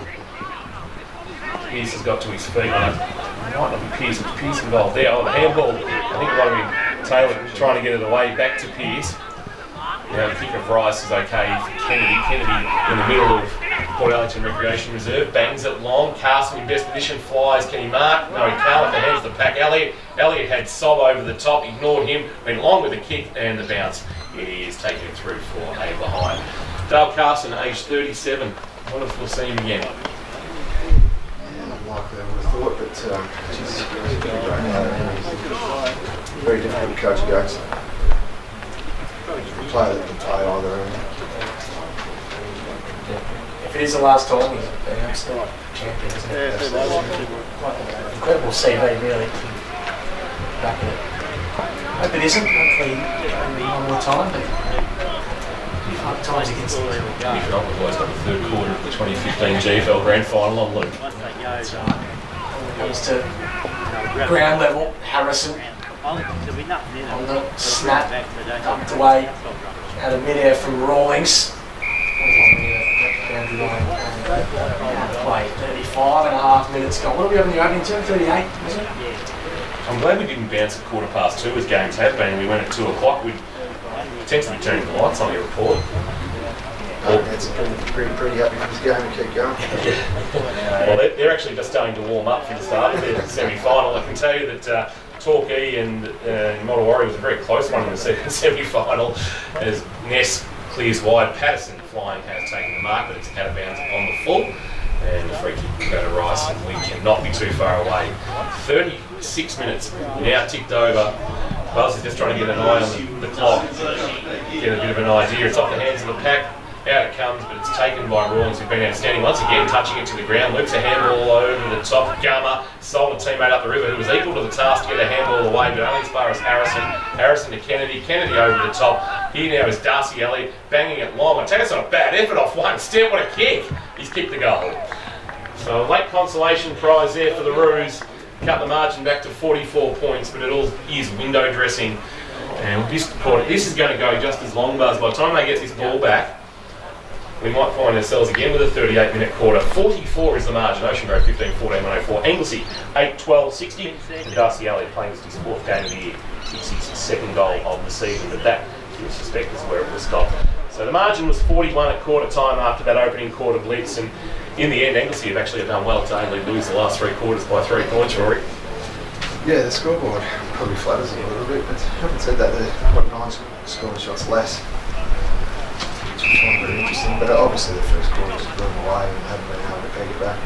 Free kick in the middle of the ruck contest will go to Buse. Buse quickly just bangs it on the boot. Inside forward 50, Harrison front position, worked off it by Ward, knocked away by Hobbs in traffic. And that is all Ocean+Grove.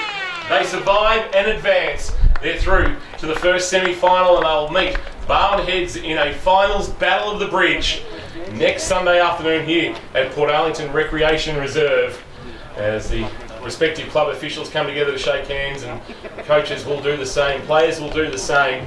But it is Anglesea out. There are 4 remaining, and one of those are the baby brothers, Rory. Yeah, very impressive, very impressive. I thought that'd be a dangerous opponent today, just the big ground and their fitness and their pace. Yeah, I was probably on the money there, but you know, when you come to a ground like this with a group of kids, as I said, there's not 1 or 2 players in any time, they've just done a terrific job and all played for each other and played their role for the team. Once again, we'll just touch on the management, I suppose. That sort of stands out a little bit too. You must be able to text message to confirm that, but they just play fit enough and just hard enough for a game of football as well as never looked like an endless period in the game. Pete Davey has full faith in this man, Dean Casamento. Wherever he can mention his name, he does. Yeah, and he talks about the work he's done. Yeah, he absolutely has full faith in what he's got set up. So it's one thing to actually have that fitness guy there, or those guys managing the players. But the players are very good at that. Yeah, good on you. So it's a credit to the playing group to actually invest have that fit spot to play final and put the work. As I said, the hardest thing to getting fit or training is to do it when no one's watching you. They've got their reward for putting the work in. What did you see in Ocean Grove today that says they could advance beyond the first semi-final? Look, I haven't watched Bowenheads this year, to be honest, so I'm not sure. I can only go by what I've seen today, but just their, I guess, willingness to share the ball and invite each other into the game. Obviously did a great job back on Erskine today, but as I said earlier, during the game, there was never a moment where